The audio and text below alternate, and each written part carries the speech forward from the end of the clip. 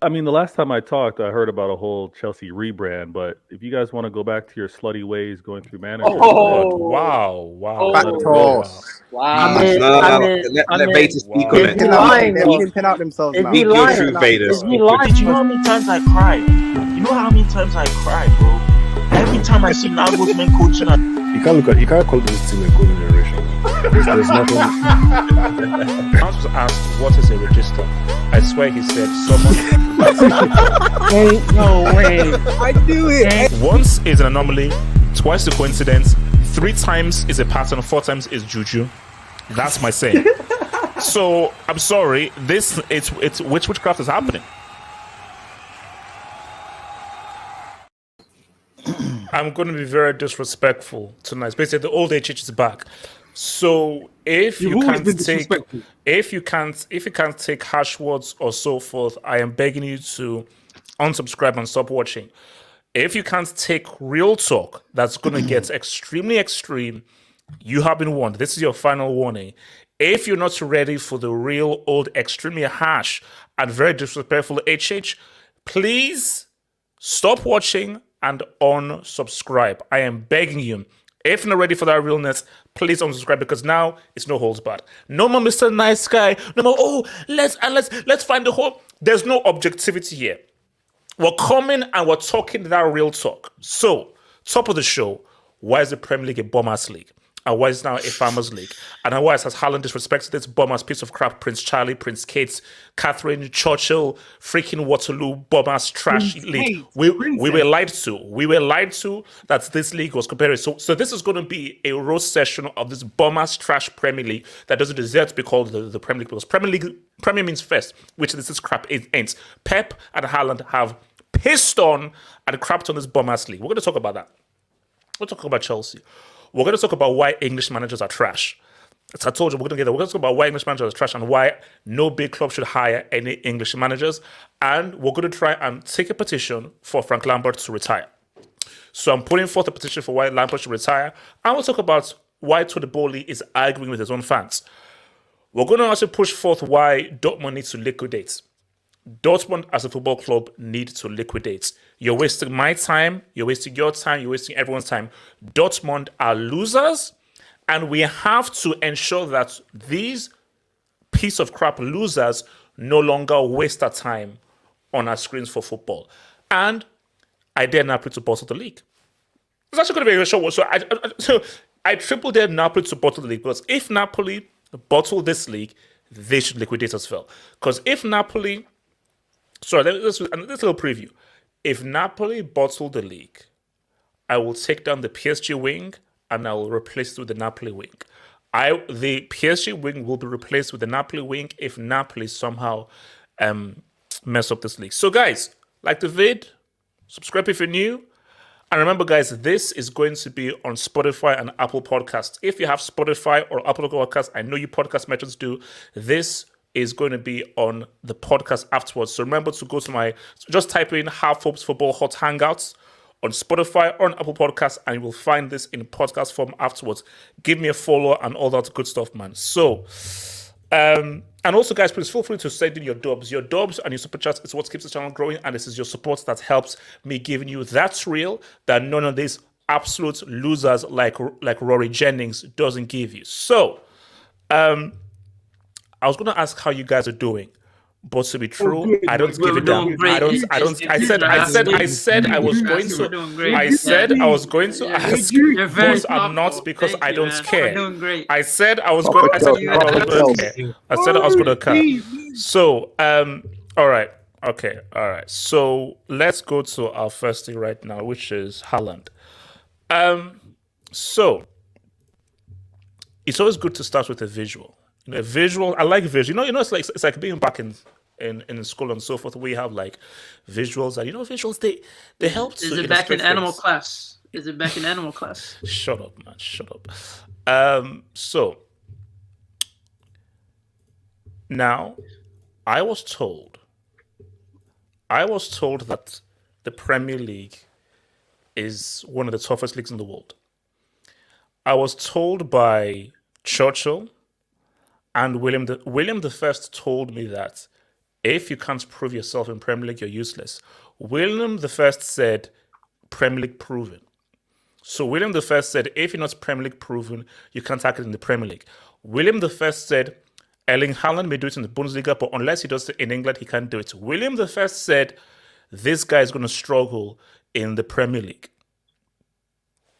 In his first season, with, let's just be clear here, with 8 games to go in his first season, he's dropped a 32 piece. Guys, this isn't CGI. This isn't your eyes on playing tricks with you. Sometimes they do. And we're not in the Matrix. We've been unplugged. This is real world. Morpheus tax. Basically, this is Morpheus tax. You've been unplugged. This is the real world. Erling Haaland is on 32 Gs. No one cares about Kane. No one cares about Nobody cares about this dude. Kane and Tony, they're mortals. Haaland and City. Because for me, this is a double package. Haaland and Pep have completely disgraced this league. I will never, ever take the Premier League seriously. From henceforth, I cannot call the Premier League a big league. I'm sorry, I can't. To do this, 100 points, 98 points, goals record, consecutive record. They may do 3 in a row. And a guy in his first season has dropped a 32 piece with 8 games to go. With 8 games to go, he's dropped a 32 piece. This is in his first season in this new league. Now, we know Haaland is amazing. We know that we are witnessing one of the greatest goal scoring talents that this game is ever going to see. So we get that. We understand that. But I never want to hear this word spoken again. You've got to do it in the Premier League. Premier League proven. Or no, the Premier League ain't that hard, bro. It's only hard if you're a trash player. If you're an elite player, you'll say, what's up? Do you know what this proves to me? Do you know what this proves to me? Do you know what this proves to me? Do you know what this proves to me? Don't give me that Messi Cristiano crap. Well, look, peak Messi and peak Cristiano dropped 70 in the EPL. Peak Messi, if Cristiano had a Mourinho in the EPL or Messi had Pep, they drop 70 in the EPL. Okay. In the EPL, there's no defending. It's back and forth. There's loads of space. The Premier League is not a tactical league. The Premier League is about the fans because the fans demand fun and they demand end to end. So peak Messi, peak Cristiano drop a 70 piece every single season. And look, it's all cool. See, say the Premier League is vibes. Then I'm running down. Guys, there's nothing wrong with the vibes. There is nothing wrong with vibes. Just admit that the EPL is vibes. It's not an elite league. The EPL is more the Serie A back in the... Let me educate you kids. Late 90s, early 2000s, they said that to prove you're an elite player, you've got to do it in the Serie A. Mm-hmm. That was the test because the Serie A had some of the best defenders of all time. Desailly, Thuram, Nesta, Costa, Maldini, Cannavaro, Desailly. They had all these guys. Think of some of your favorite defenders of all time. Their peak was in the Serie A. So to score goals in Serie A, you were proven to be elite. There are no elite defenders in the Premier League. The Premier League is about vibes. It's about fun. The Premier League is nursery school. You go there for fun. You go there for it's cool. Lights disco. It's not a league. You don't take it seriously. And it's cool because it's fun, it's enjoyable, and that's why. You know why it's the best league in the world? Because it's entertaining. It's for entertainment. It's not an elite league. It's not a hard league. It's not hard at all. Because Haaland people have shown that this ain't a hard league. It's a vibes as a league. So City use this to prepare for themselves for the UCL. Because Pep and Haaland, they've embarrassed this league. So maybe, I'm sure, shout out to William I, shout out to Churchill, shout out to Kate, Charlie, Bartholomew, and all those dudes. This league ain't it. This league ain't it, bro. You can laugh at what it ain't it. Queen Victoria. Yeah. Shout out to Vic. I think they have. Abdullah, what's Ziman? I've read some stuff. I've read stuff, bro. That's why English players don't go out of the domestic Ziman, league. they keep it all in house. That's what I'm saying. They keep it all in house. Queen Vicky. Abdullah, what do you have to say about Haaland breaking the record with 8 games to go? Are you surprised? Are you shocked? I always believed in him. I'm surprised and not surprised because everyone, there's always this prophecy of it takes a year for a player to acclimatize to a system, like you see with Grealish. But Haaland's just from a different planet, in my opinion. He's just the guy. He's just the killer in the box that you saw how many chances we missed last season, and we still won the league. But as you said, he's here for the Champions League. We're doing well in the league and stuff like that. He's breaking he's equaled that Egyptian belly dancer, aka Mo Salah. Easy. So it's easy. So on to the next game, and hopefully he can bag a 3-piece against Arsenal. So is this more so about Haaland's rare goal scoring talents, or were we lied to about the Premier League being elite and hard? It's his goal scoring talent. It's his goal scoring talent, in my opinion. He's a faster version of Inzaghi. That's it. Wait. Let Abdullah, and I'll come to Abdullah. So what are you saying? So his nickname is like the Nordic meat shield. He just bags in goals. He's just a mixture of. Could you describe him as Ibrahimovic? Is he similar to Ibrahimovic? No. He doesn't have the on ball. Ibrahimovic has tech. Haaland has no tech. So wait. You're telling me, Abdullah? Do you just hear what he just said? So you tell me a person with no football ability, no tech. Yes. Don't try and change the words. I said he has no tech. And I say that he has no goal scoring ability? His goal scoring ability is astronomical. It might be one of the best we've ever seen. So we could witness one of the greatest goal scorers of all time because he's only judged of stats. You know that's dud, right? You know it's dud to score that many goals if you have no footballing tech. You know how hard that is. Like you know how hard it is. If you can't, you're telling me he can't control the ball, he can't dribble. Yes, he can't dribble. Yes, it's true. Yes, he can't dribble, and his first touch and ball control is garbage. But yes, his goal scoring abilities are anticipation, movement, and positioning, and being at the right place at the right time. So it is his brain. It is his goal scoring brain that has nothing to do with basic fundamentals of football tech. Are you saying he's the beautiful mind of goal scoring? Is that what we're saying? Doesn't equal dribbling. Is that what he is? He's a beautiful mind of goal scoring. Ziman, that's a caution. Next is a yellow. Ziman, that's a caution. Tech doesn't equal dribbling, though. According to I don't. That's fair. HH, let me talk. Wait, hold on. Let Abdullah. For me, apart from Little Munchkin and Crap Retard, for me, we don't use the R word in 2023. Okay, so, but listen, actually, hold on, wait. That's a yellow. I've got to give you a yellow for saying that. So that's a yellow for you. Apart from this generation, name me a player that has lived up to the hype, that has tech and has goal scoring abilities. Apart from wingers and midfielders, I don't think tech actually matters for strikers. It doesn't really matter. Okay, Abdullah. Wait. Here's the thing, Abdullah. Wait, no. Okay, sorry. Let me be clear here because when I say this, then your response is relevant. I don't give a damn if he has no tech. So me saying he has no tech isn't to put him down. Because he's no. Okay. Let me be fully clear here.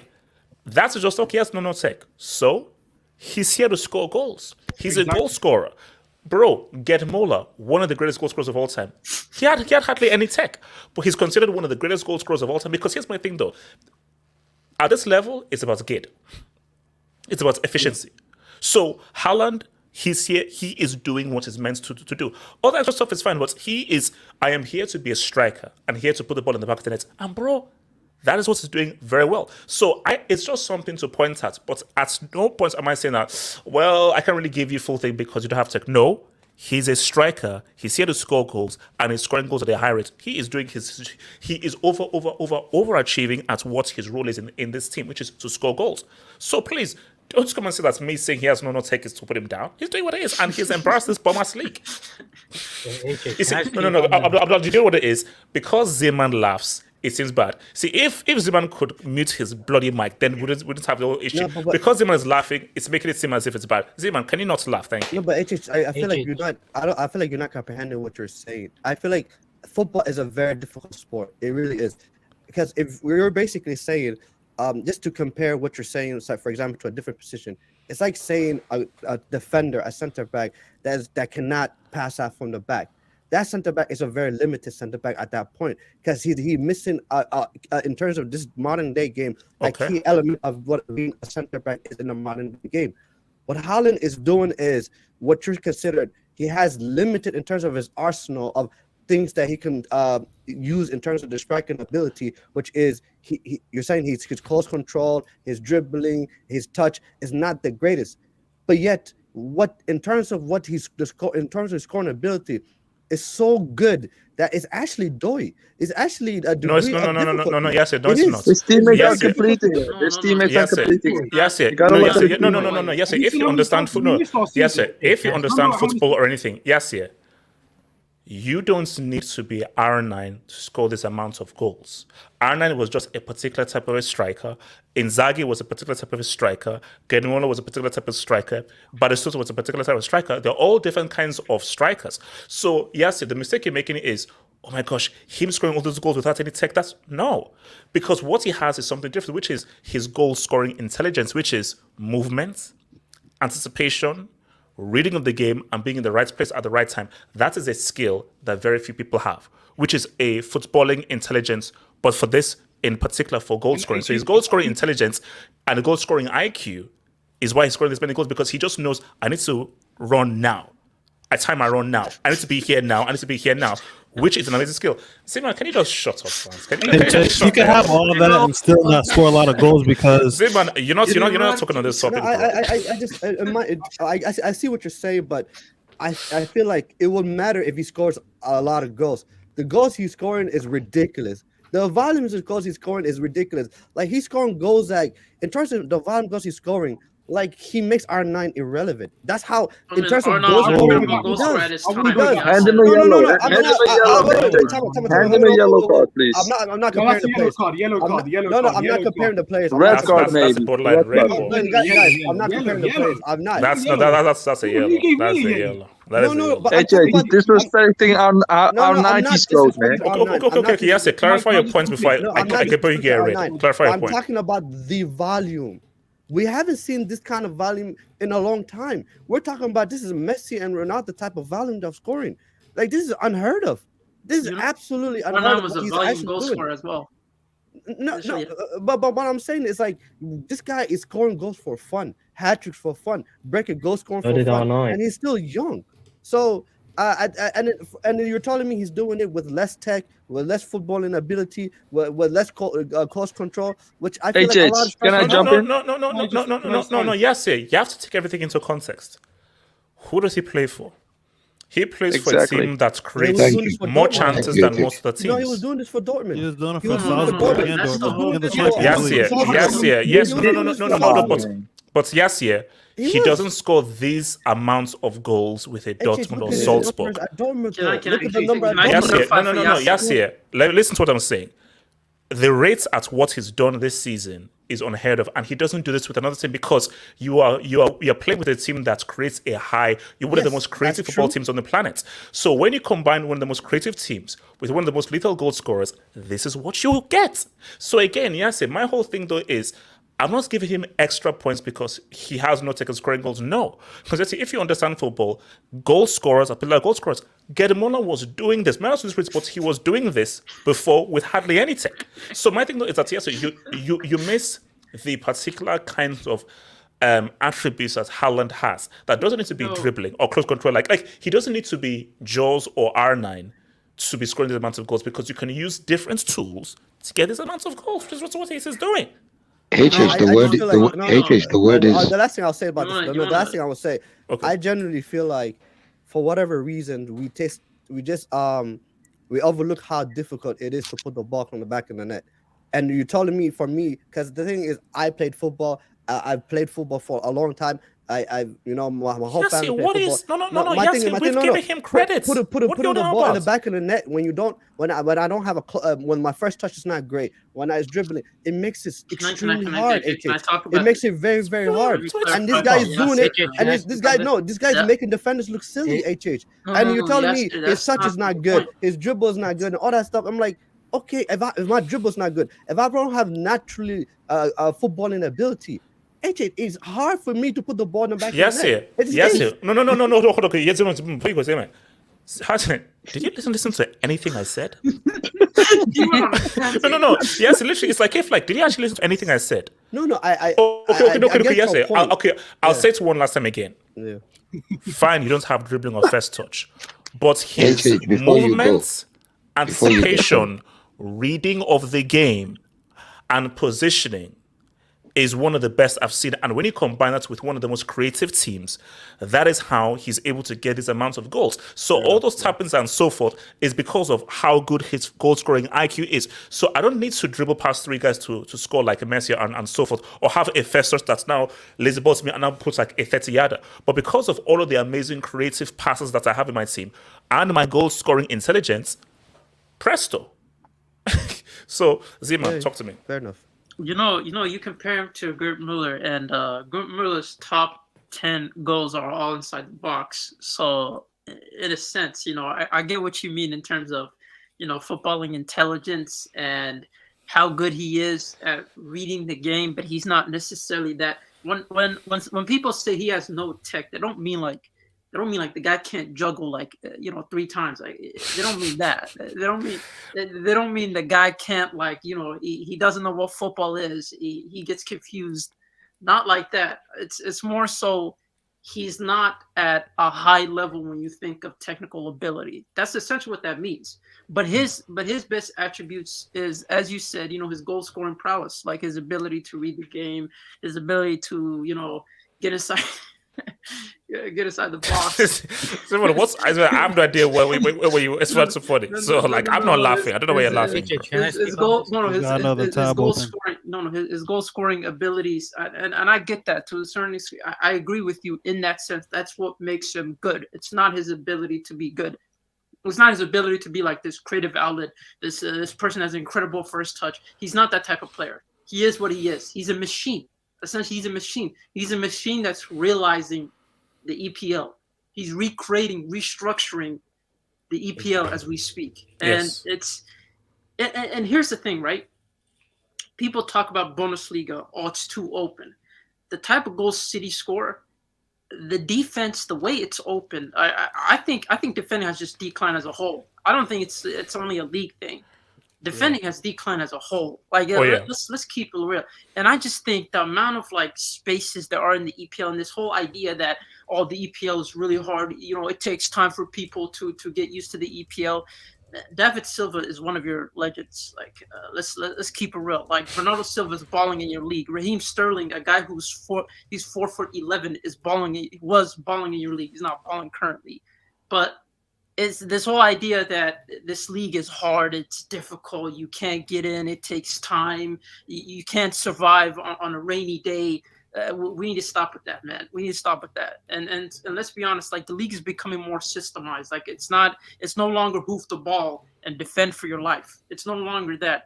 Teams are becoming more technical. Look at Brighton. And lower sides are becoming more technical. So this whole aspect of this league is difficult, that's not the case, man. And I truly believe that. I agree with HH. He's an incredible goal scorer. He has goal scoring prowess. When we say no tech, it doesn't mean he can't juggle. The guys, you need to separate those two things. He's not an incredible player. And you know what? He's I'm gonna be honest with you, bro. What he's doing to the league and what he's doing to Harry Kane's legacy, what little legacy he has, is messed up because Harry Kane is actually having he's having a good season, but people don't. But it's becoming relevant. On this, It's needed. It's needed. It's about time that we put him under review as well, Harry Kane. Go ahead. AJ, can I speak on this? Okay, go for it, man. Okay, go for it. I mean, I don't understand like this whole tech nonsense. Yeah, Like, neither do I. okay, close control, dribbling, and having 8-second clips of receiving on the half turn doesn't equal tech.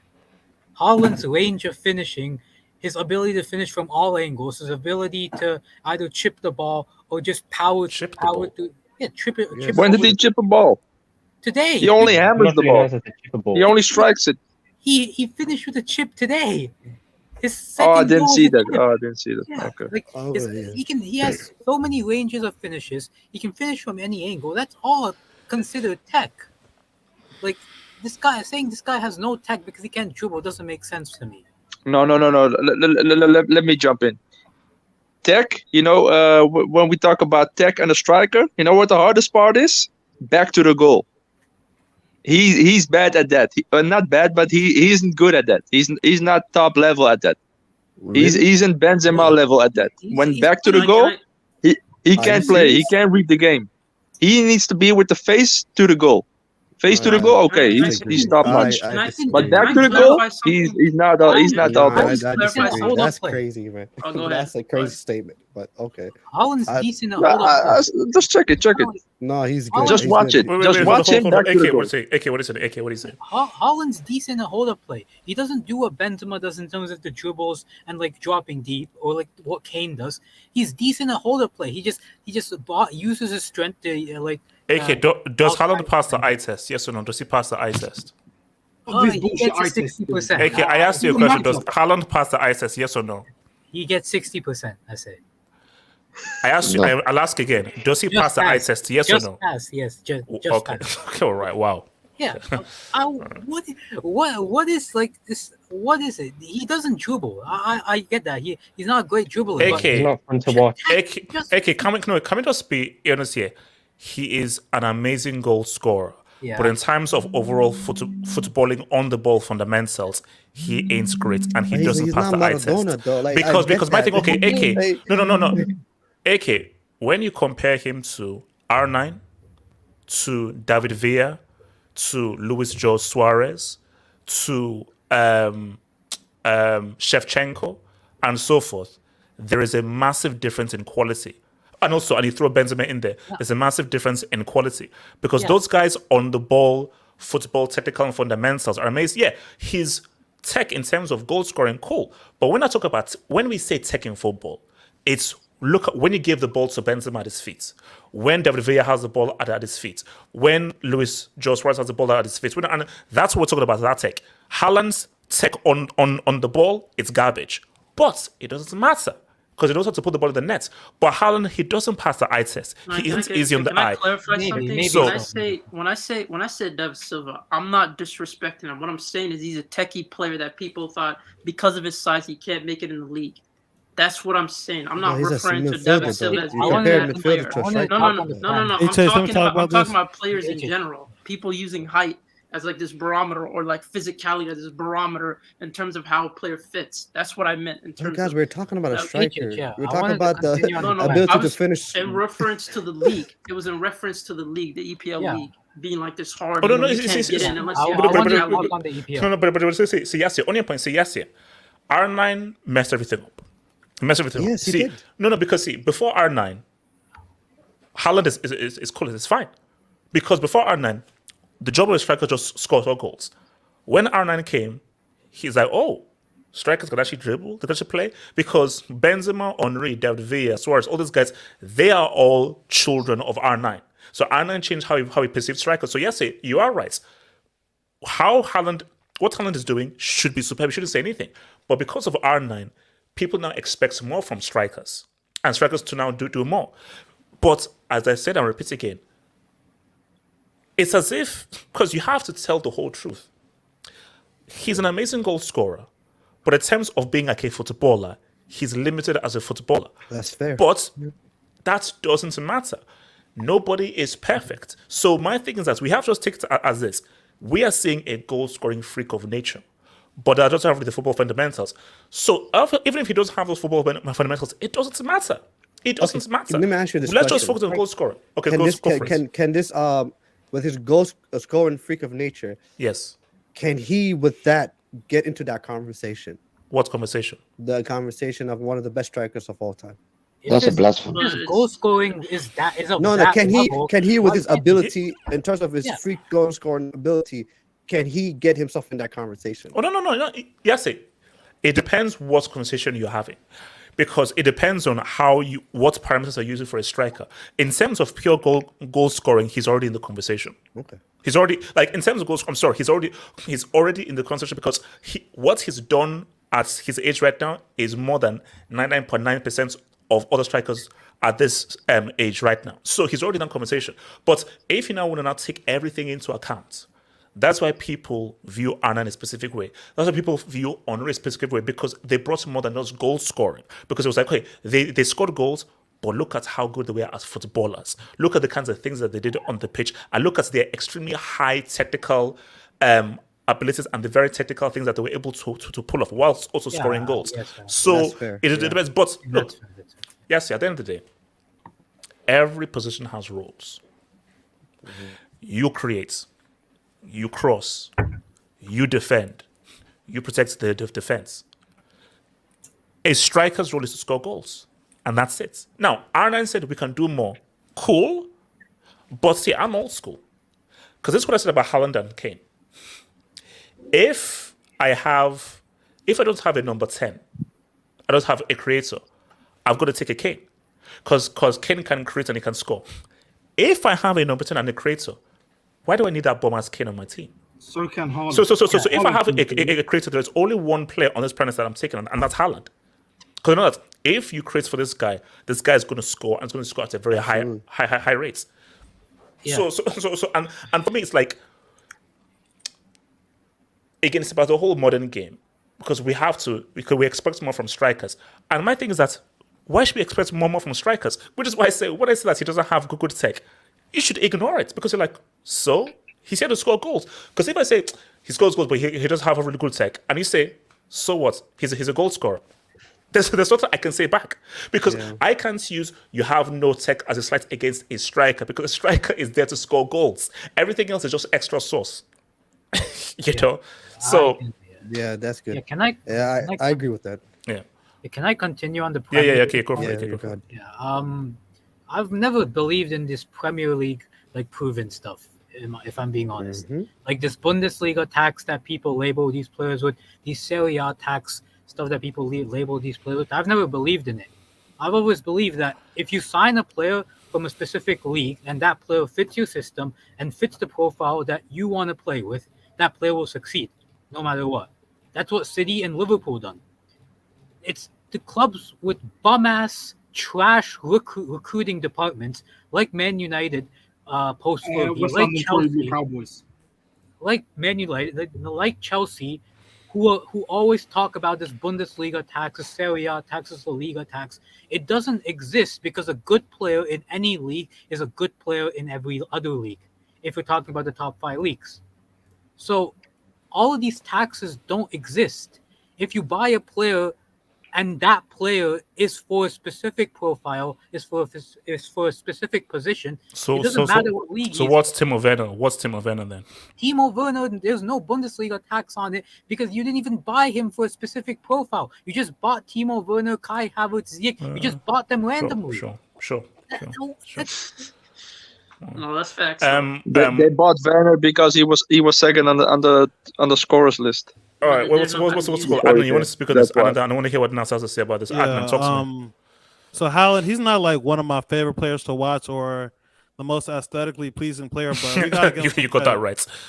Like the rate that he's scoring at is like he's going towards the Messi, Cristiano, what they did in La Liga level, which we've never seen in the Premier League. And I know you said prime Cristiano would drop 50 in the Prem, but he did win a Ballon d'Or while he was at Man U. And you said he was at his best at Manchester, so we got to give Haaland some credit there. And, like, when it comes to the technical ability and all that, Yeah, I think it's a bit over exaggerated when people say he has no tech. Of course, it's not at the elite level like Suarez or R9, but he like shooting is part of technique too. So he has that down. But when it comes to like switching the ball, passing, dribbling, of course, it's not at that elite level. But do Man City even really need that in a striker? When you have De Bruyne, Bernardo Silva, Grealish, like you just need a killer in front of goal, and that's why they have won the Champions League yet, and that's why it looks like this year the trouble might be theirs. So yeah, and I would still say that I would take Suarez in 2014 over current Haaland just based on like overall ability.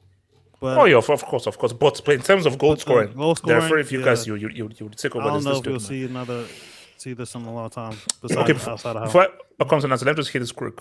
AJ, he said Haaland's brain is great, zesty. Wow. That's the same thing you say about Felix too.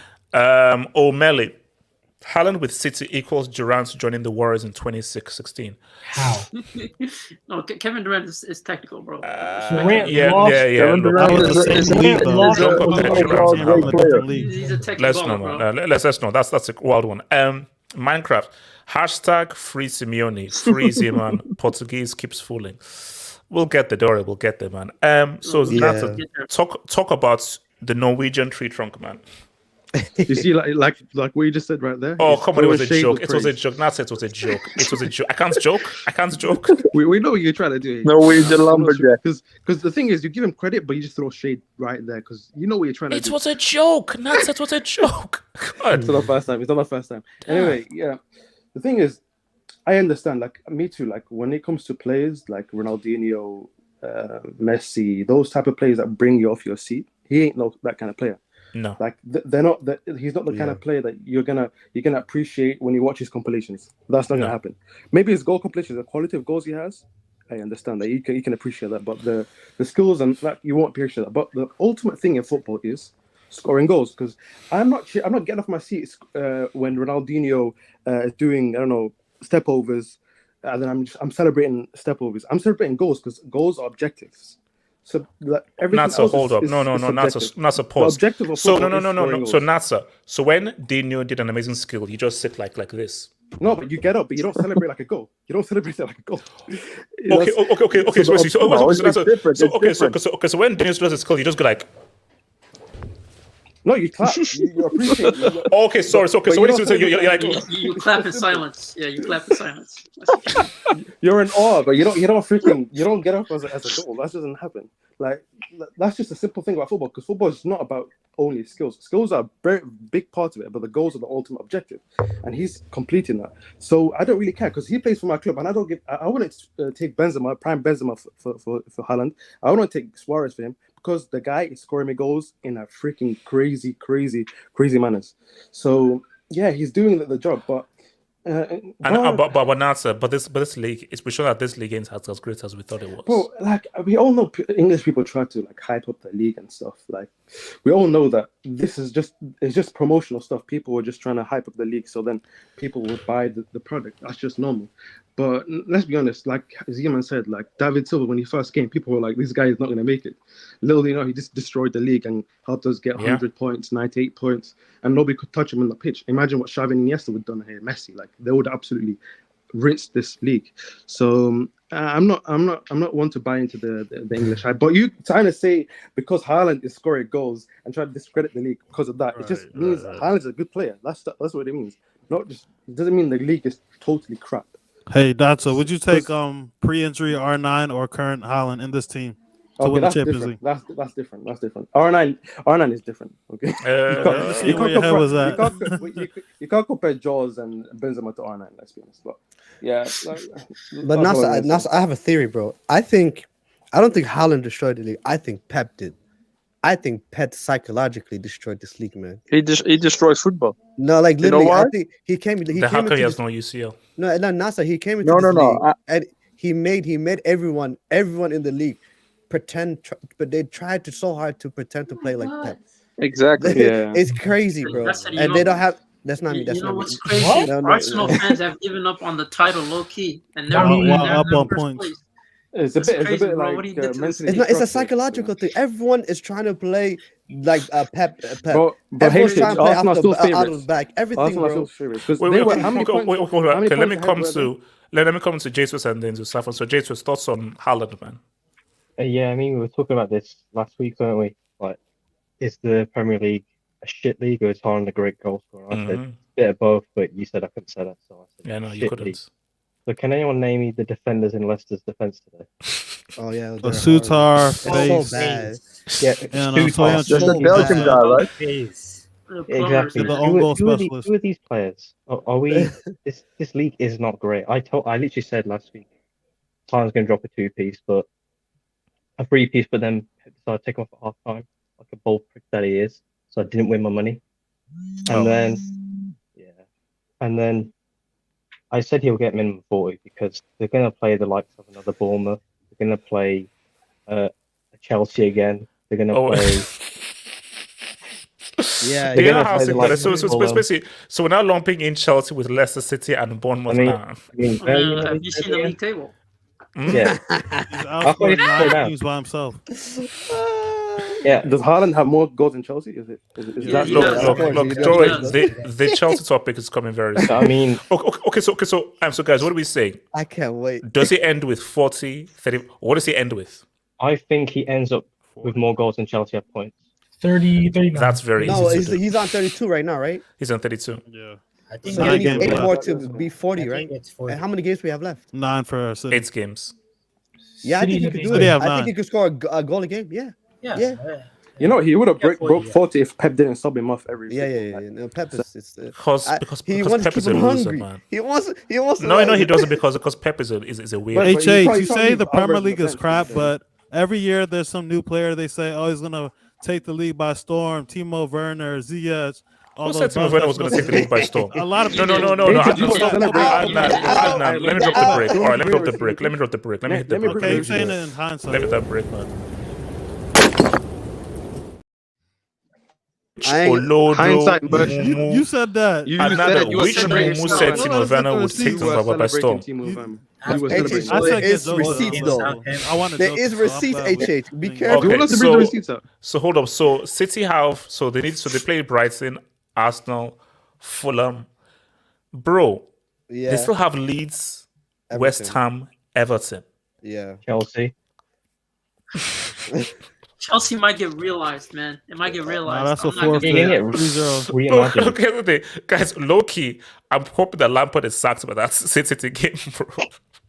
HH, they might rename Chelsea to Manchester City B team. They might just rename it to the B team, bro. So no, I mean, look for me, in terms of just like narratives and just discussion, I want him to get to 40. Yeah. For me, but I think he finishes on like 37 or 36. I think he finishes on 37 or 36. No, I think he's finishing 40, man. Let's keep it. Yeah, I think he could do it because you were talking about goal a game. Like he's gonna score a goal a game, HH.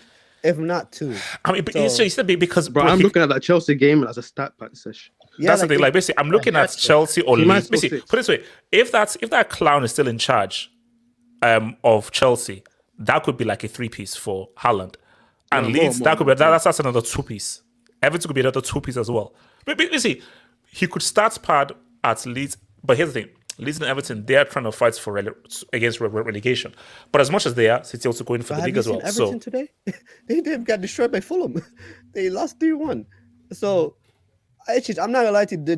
These defense, bro, they're terrible. HH, like West Ham United. The way they gave up goals against Newcastle. Yes, why can't EPL defend? Why don't they not defend in the EPL? Because I told him Pep psychologically had destroyed this league. Pep made people believe that it was better to get defenders that can play off on the back than actual defenders. No. Oh, hold up. He was doing 4D chess? Yeah, Pep was doing 4D chess? 1000%. Like Pep, I'm not gonna lie to you. Pep is a genius. I'm not gonna lie to you. Pep is actually a genius. The way the media loves him, the way he has manipulated the media, the way he has manipulated the owners of every. And also remember how he always praises teams who get destroyed by him. He always praising us. You look at teams that have no business playing out from the back against Manchester City, and they do it consistently over and over again. It's Manchester an expectation to this Manchester point, bro. City presses, and they lose the ball. They score easy goals, and you're like, why are you doing this? Oh no, that's how we play. What do you mean? Wait. Oh, clear the ball. Just drop your line. Be defensive. We don't see that anymore. When was the last time we seen Tony Pulis and Sam Allardyce getting hired as managers to save relegation? It doesn't happen anymore. Because case in point. In the league, still trash. No. Case in point. Look at Potter. Yeah. Potter is made in the laboratory by Pep. Look at Leeds. Yeah, look at Leeds. There's a lot of bad teams this year. Let me man. get it. So David, shout out to David Simon. Thank you for the Dubinsky. Would the Portuguese cheese string better signing for us than the Dutch Groot? Because our fans wanted him over said Groot. I would say both have been bad signings. Or I think he's referring to Felix, which is, I think I found quite harsh. I think that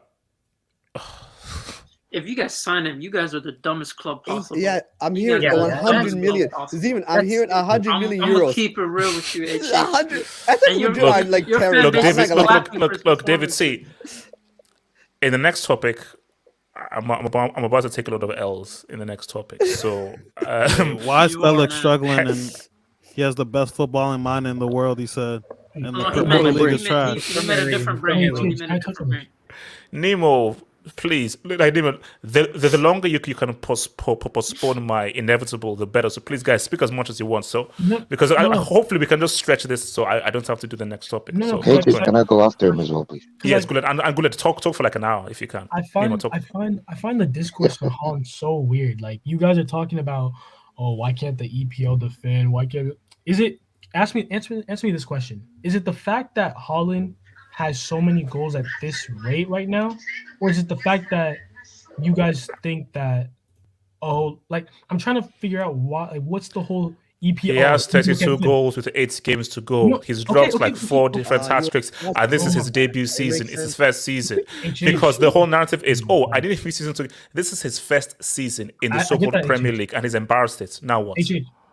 What was your opinion on Haaland before his Man City move? Simple opinion. What was your simple opinion? A very good goal scorer. Okay. So you put a very good goal scorer in the highest chance creation team in the league, and are we shocked that he's doing Nemo? Nemo. We didn't think he'd do it in his first season. Who didn't think that? People comparing him to Tim's and Nunez. There was nobody who thought that he would score these amounts of goals this quickly in his first season. You had more games, more goals played than. I don't care what you guys said. There is nobody who would have said that he would break.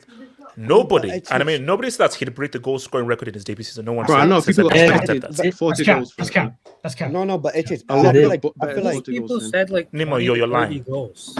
No, but let's be real. I feel like a lot of people, the fact that people didn't say that is extremely stupid. Like, if you look, like, I'm not gonna lie to you. No, I really think it is. No. There's one thing dropping. This, bro. I'm not gonna lie to you. I feel like a lot of almost 90% of the people dropped the ball with Haaland because, like, I don't know who said it. Was it Nemo? He said it.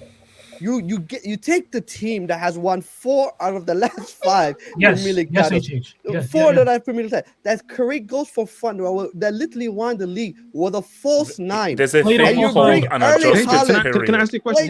That's crazy. Wait, if Lever joined us this season, would you have said that he would have scored 40 goals? No. How? What? Because he's playing the most creative team in the league. He's playing. No, he's thinking about it now. But before the season began, would you have said yes? Yeah, he would. Bro, he would have scored 40 goals. No, because I remember HH saying something about that, like that Lugo would break EPL record if he was playing this team.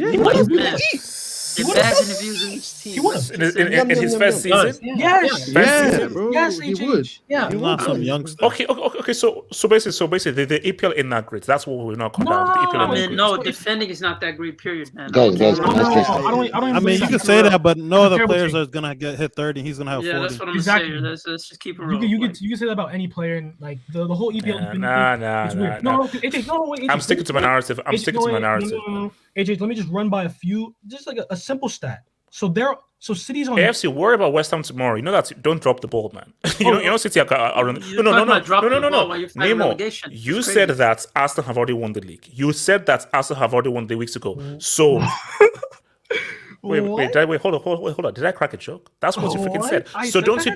No. Don't you dare drop the ball against West Ham because you said, the league is done. Done thing. It's a done. So cool. Now, Karen, what do you want to say? Karen. No, because watch this. Man City are currently on 78 goals, right? 78 goals scored this season, right? Last season, they scored 99 goals. Ooh. 99 goals last season. The season before that. The season before that, they scored 83. All right, they're all past that. 1920 season, the 1920 season, they where they didn't even win the league. HH, they did not even win the league. They scored 102 goals. Why are we? What?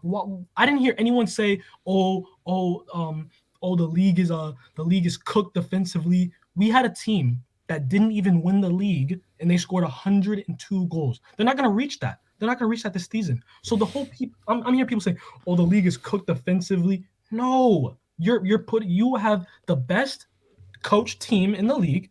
They have the best tactical manager in the league. He knows how to break down teams. You give him a striker that is so clinical, HH, and you're telling me that he's not gonna reach 30 plus goals? The people who said that he wasn't gonna reach 30 plus, or he wasn't even gonna attempt to challenge I remember that debate. The goal record. No, the people who said that, Nemo, it's more indicative on the fact that they did not watch this guy. They did not watch this guy. But to be honest with you, it wasn't HH, it was Rory Jennings. So. Thank you for AJ, can I say something? AJ, can I say something quickly? Yeah, Kenny, go for it. Shout out to you, bro. Yeah, shout out to you. People are saying the league is trash, but when Messi and Ronaldo were scoring like 60 or 50 goals in La Liga, no one said La Liga. You guys were saying La Liga is the best league. No one said these defenses are trash. That's a good point. Kenny, exactly. If Messi Ronaldo was an EPL, we're looking at 70. But you don't rate Ronaldo's technical ability. They would do the same. We're looking at 80. No, Kenny. I said Kenny. I said 80. I said average of 80. That's a lie. If Haaland goes to Real Madrid in the next 3 years, this guy's going to be scoring same 34 goals as well over there. I don't know why the guy is just that player. Exactly. It's just sometimes there's players that are that good. Wait, it's not that the league is trash. But Kenny, why in the world? See, this is what I don't understand about football. This is why I don't understand the European football. Why would you allow Manchester City to get Erling Haaland? How was that even possible? It wasn't even that expensive. It was circumstance, man. No, it was bound to happen. No. I blame Chelsea too. Father tax. I blame Chelsea. I blame your club, Kenny, because it was a year. But this is a year ago. Chelsea were going harder for pause. They were going for Haaland. And you guys, I don't know. You guys should have pushed. He rejected them. They pushed. He rejected them. They got rejected. How far do you want them to push? Like they got rejected. Give them 200 million, bro. No, the thing is that summer they sold Sancho already, so they didn't want to sell Haaland as well. That's why. Yo, Kenny, stop caressing the mic. My bad. What I'm saying is, as I look at the league, this is the same league that Manchester City won the league by. They finished with 100 points. They broke 100 points is wild. They reached 100 points. Yes. All I'm saying that City and Haaland have gentrified this league. Basically, it has gone from a competitive league to it's been gentrified. It's been gentrified. It always was. No. Like Nemo. Arsenal are the last hope for EPL's credibility. Because Nemo, if you fail to win the league, this league loses all credibility. They're not winning at that. Okay, wait, hold on, Nemo. This is why I don't like the whole EPL's cook thing. You're telling me a guy that again City they've only scored 78 goals. We're 6 goals behind them, HH. We are 6 goals behind them. Nemo, if you don't win the league, Nemo, it doesn't matter what you say. No, Nemo, you're speaking to an agenda merchant here. I love my narratives. If Arsenal don't win the league, there goes EPL. So the EPL's credibility is in your hands. Okay. I'm sorry, it's in your hands. And all I'm gonna say is this. Just a little 2 things, but all I ask is this: if this is why I'm laughing. It's crazy because they're not even first. They're not even first, but we're hearing that the EPL's cooked defensively. The EPL is this is that. You have a guy that's scoring. Yeah, this. But you guys are open. Are we gonna try to act like the EPL isn't as? What do you mean open, bro? What do you mean open? Wait, hold on. Let's move. No. We have to move. Let's move. I had one question. Okay. Nemo, so hold on. Nemo, one last thing, and let's move to the next topic. Last thing, Nemo. Last thing. Can I respond? Let me speak about Haaland as well. Because he's gonna say something, and then he's gonna miss. Nemo, can you say the damn thing so we can move? Nemo, hurry up. Yeah.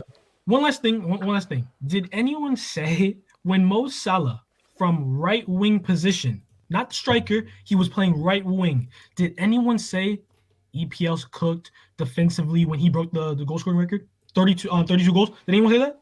I just want to know. Liverpool finished in 4th. No. Was saying 15 max the next season. Did anyone say that? Liverpool didn't win the league. They did not win the league, and we had a right winger breaking the goal scoring record. Not a striker, a right winger who didn't even win the league with his team. Nemo, stop wasting your breath. You're talking to an agenda. How many hat-tricks did Salah get? How many hat-tricks? I don't care. I know why H does it. I know why H does it. I know why the rest of you guys. Make your last point and then we'll move. No, Zimmer, you can't. We have to move because we have to. Guled, have your say, then we'll move to the next topic. Guled. Yes. Big up to everyone. Basically, I just want to say 3 points. Right. Yes, sir. The reason I think everybody that's a footballing fan, right, even though Nemo has a great point to argue, is should actually consider the fact that this season that we're having now in the Premier League is the most unpredictable season we had for the last 15 years. In terms of the big six and defense and everything. Right? That's the first point. The second point is, guys, I'm not taking anything away from Haaland, right? But especially to Man City fans like Natsa, right? If you guys think about it, would Haaland actually be in this amount of goals if it wasn't for De Bruyne? It just wouldn't be for City. If he was playing for Brighton, No, wait a minute. Let it sink in. De Bruyne is on. I think he's got 18 or 19 assists now, and those 19 assists must have contributed to Haaland's goals. You can check it. Double check it, HH. But what I'm saying is, every time that De Bruyne didn't play, every time that De Bruyne didn't play, so if you look at the games that Man City had, whether in the league or in the Champions League, Haaland kind of struggled to score. So with Haaland, you can see, even though Pep is doing well in terms of the link up of the top three players, the two wingers and the forward, but the main player that's making a difference is actually De Bruyne. Because if De Bruyne is not on the pitch, Haaland is not the same Haaland that we fear. Let's be completely honest here. So in terms of his gifts, I would say it's positional awareness and striking instinct. That's it. But the only way you can get the best out of him is to have a playmaker like De Bruyne who can see the pass and give it straight away. He's not. Wait, correct me if I'm wrong, but because I was watching the streams, you said that we should bench Haaland and start Alvarez. Do you still hold that opinion? Yes, I did before. Well, do you still hold that opinion? Yes, what I said was if the game is tough, because there was a blip in Man City's run when I said that. And as soon as you guys went to a fluid system that you guys dominated the league with, Alvarez can be more effective in particular moments. Yes, I agree with that. In some moments, I agree. Okay, wait, hold on. Let me quickly to Dubinsky because we have to move. So, Hamza, no one said anything about La Liga quality when Messi and CR37 were scoring 40 to 50 a season in La Liga. Laugh my ass for. Premier League fans for sure did. You cannot hoodwink me. That's exactly what I mean. They keep changing the topic. This whole idea that your league is all of a sudden not cooked for. No, remember, La Liga, every single time Barcelona would dominate, Real Madrid would dominate, it would always be, oh, look at how easy that league is. Look at the amount of goals they're scoring. Now you guys are changing the whole narrative. Hamza, I remember. I don't remember this time. Kenny, no. Kenny, many people said that. Would Messi score this amount of goals in the Premier League? They did say Messi. No, they did say Messi, but they didn't say that about Ronaldo. This narrative. And Messi was scoring more than Ronaldo. No. They were saying no. They were saying the whole point was promoting the whole EPL. They said that would Cristiano and Messi, they wouldn't be scoring all these amounts of goals because they were like me saying, they were saying Messi. No, they were saying Messi. It wasn't Ronaldo. It was Messi. But it was. I'll tell you why. Because when Ronaldo left the league, correct me if I'm wrong, I don't think he scored past 35 goals in a season, like in the league. So when he left, Cristiano Ronaldo left, he didn't score like in the league, in the Premier League, more than 35 goals. Yeah, no. He was a winger. Yeah, exactly. He was a winger. When he went to Real Madrid, wait, hold on. That's what we're saying. He was still scoring. He was outscoring, like he was scoring more than he was scoring in the Premier League. So that's the whole idea was based on that. They were like, oh, he was scoring so many goals in La Liga, he couldn't do it in the Premier League. So they would promote. I heard the Messi narrative, but the Messi narrative. Look. What's it called? What's called? William I down the pub said, "Can Messi score on a January cold night against Stoke?" Most people that said that were Messi. The guys that said that. I'm not sure that Messi can. The guys that said that was Messi haters, man. It was the Ronaldo fanboys. That was it. It wasn't only that. They criticized the league on a consistent basis, but when you do the same thing to the EPL for Man City's dominance, they all seem to raise how competitive it is. All of a sudden, they seem to switch the whole narrative. You guys keep changing the goalposts on what's defined as competitive. Okay, hold on. Okay, we have to move. So,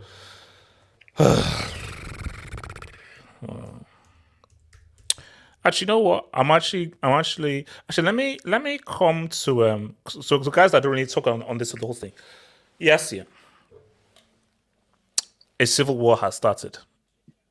It is like basically it's back. The civil war is back. It's back.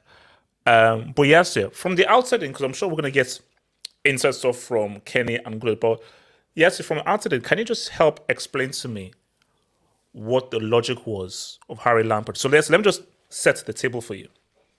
You have a team who are doing very badly, low in morale, low in confidence. So they need a manager that can help to put them on the right track. Why would you hire a guy who has been sacked twice already, and he was sacked doing the same job again? Why would you hire a guy that everyone around has said that, yeah, great player, legendary player, he's also a very good manager? Why don't you hire a guy who led a divided dressing room? Shout out to Antonio Rudiger. So, because yes, things are hot now. Things are crazy. Chelsea have gotten worse. What was a bad situation has now become worse. But do you know the fight we're now having is respect your legend. Lampard got us top 4 when there was a transfer ban. It's not Lampard's fault. So what these sick idiots are doing right now is you're now putting your blame on Boehly, which you should. But there should be as much hate towards Boehly, towards Lampard, because Boehly, you're a moron for hiring Lampard. So you should be booed. Lampard, you should have retired. But in your infinite arrogance, you still think you can manage and coach. And you see, Yasin, let's see what's happening on Tuesday. Because Yasin, this is what I'm telling you right now. If come Tuesday, Chelsea go out, Lampard, of what use are you to anyone? So Lampard's last shred of hope is Tuesday, if you can conjure up a miracle against Real Madrid. But Yasin, if this man gets knocked out of the UCL, of what use are you to anyone? Like why are you here? Because somebody should tell Lampard, and yes, I am blaming the British media. Because the thing with the British media is you are extremely tribal. And you are tribal to a fault. Because if someone is English, if they're English, I have to defend them. Even if it makes no sense in order to defend them, you just feel the need to defend them. You know this guy's a garbage manager. You know he's clueless as a coach. And you've seen from Everton and Chelsea, tactically, he just ain't there. He just doesn't have a knack for this management thing. The responsible thing to do is, Frank, it ain't for you, bro. This ain't for you. Like, be an analyst and everything, but this management thing, it's tough. It's hard. Not everyone can do it, especially at this level. This ain't for you. But you have guys saying that, oh, no, he has unfinished business. Lampard, he knows the club. He gets it. Proper Chelsea. Yes, yeah. Do you know what proper Chelsea is? 3 losses, a whole bunch of goals conceded, 1 goal scored. Yes, yeah. And I'll give this to you and I'll talk. Been watching Chelsea since like the late 90s. This is what I saw today against Brighton is the worst performance I've seen in my entire life watching Chelsea.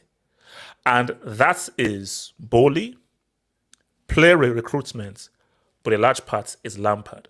Because you had a bad situation and you made it worse. Yes. Yeah. When you have a bad situation, i.e. Potter, the one thing you should not do as management is make the situation worse. And that's the situation you're in now. I was talking to Guled and Kenny and them, and a lot of Chelsea fans, and I was telling them, like, I get the idea of an interim manager, but getting Lampard is very dangerous. Like, it was like Lampard was a manager that you don't go, like, you don't touch that. Don't mess with that. But yes, you don't mess with that. No. Yes, you say this though, but look at the response. And yes, do you know what makes me even so? You know what makes me even angry? I know the Chelsea fan accounts who supported this, but they think that we don't know how to screenshot. So there are Chelsea fan accounts who are like, man, this thing turned into a mess. And guys said, wait a minute, when he was hired, you were praising this. There were guys that praised this. And now they're like, oh, look, it's bad. No. Don't backtrack. Because yes, yeah, and everybody here, you know what my response was when this happened. You know what my response was. Z-Man, I hold my hands up. Felix, I hold my hands up. All right, that was wrong. It didn't happen. I supported Felix. It hasn't worked out. It is what it is.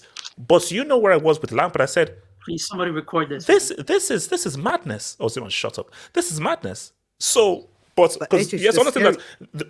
I think what's even more scary is, there's an argument out there from a lot of people that literally believe that Iqbali and Todd Boehly are absolutely clueless and they have no idea what they're doing.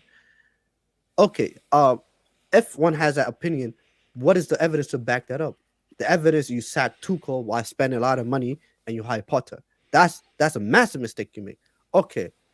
And now not only do you make a mistake like that, a big mistake like that, you make another mistake by you hiring a manager that the fan base, especially the ones that go to the Stamford Bridge, the home fan base, a manager that the fan base love. They're extremely biased and they don't have an objective view when it comes to Lampard. That's facts. Like, forever they will love Lampard, and Lampard, for the fan base, especially the proper Chelsea or the ones that actually go to the game, he cannot do any wrong. So what you end up happening is now a situation where you're trying to get the fan base off of you because they're saying Potter, we don't want Potter, you want Potter. You felt the heat of the fan base. That's why you end up sacking Potter after you backed him, and you're going to continuously back him. The reason why you did that is because you feared the pressure that was on you, the eyes that were on the Todd Boehly and Iqbali. What you did was you hired Lampard to appease the fans. But now the fact that the situation is getting even worse, the fan base are not going to say, we don't want Lampard. They would never turn on Lampard. Who would they turn on? They would turn on you, the owners. They would never blame Lampard. Who would they blame? The owners. And that's a scary thing. The fact that Todd Boehly and Iqbali did not see that. They couldn't see that foresight. That they were I feel like they were just in this own kind of mindset where all we had to do was just hire a fan favorite with Lampard till the end of the season and all will be well, even if we don't everything will be okay. In reality, there was no evidence for that. Lampard nearly did everything in his power to get Everton sacked. If Everton did not sack Lampard, Everton would have got relegated for sure. They would for sure get relegated. Yet you hire that manager for what? Now it looks like he's doing everything in his power to get Chelsea relegated. Like, how can you can't win 1 point? You can't give me 40 points, 40? You can't win a single point. I think the last point that Chelsea has gone, the last point that Chelsea has gained was Potter, and that was a 0-0 draw against Liverpool. That was the last point that Chelsea got in the Premier League. Chelsea have not won a point yet. A point. That was Bruno. Yeah, Bruno. Sorry, Bruno. I apologize. Bruno, same thing, right? Like same, right? But apparently Potter was giving him the tactics before the game and everything. But anyways, it's like in my opinion, I don't see Chelsea winning a game. The scary thing is like, wait, hold on. That Chelsea won't win a game from now till the end of the season. I don't think so. I don't think it'd be a Bournemouth, to be honest. Like, look up the schedule. Check the schedule. Like, schedule is horrid. You have one of the worst schedules. I think you have Villa, Brighton, all these lot left to play, and it's crazy. Like, you still have Man United to play. They just played Brighton. So they just. But look at that, Brentford, Arsenal. We just saw what Bournemouth did to Tottenham. Nottingham Forest are fighting for their lives. Then you have City and Newcastle. Like, there's a high chance that Lampard doesn't win a single point. That you lose every single game. Yes, can I suggest something crazy? Something crazy. Go ahead. Would it be crazy to sack Lampard? No. Interim. Like, no, yeah, I know it's not, but would it be crazy to actually sack him? No, it won't be crazy. But it'll be crazy if you sack Lampard just to sack Lampard. You have to bring in your new manager now. Like, you need to expedite all these interviews, all that stuff. You need to expedite that. You need to make a decision. You can't linger on anymore. None of this. We're gonna have this guy do an interview. We're gonna have HH's dad do an interview. It's kind of funny. We're gonna have NASA do an interview. We're gonna have. We can't do that. You have to expedite it and bring your man in now. You have to.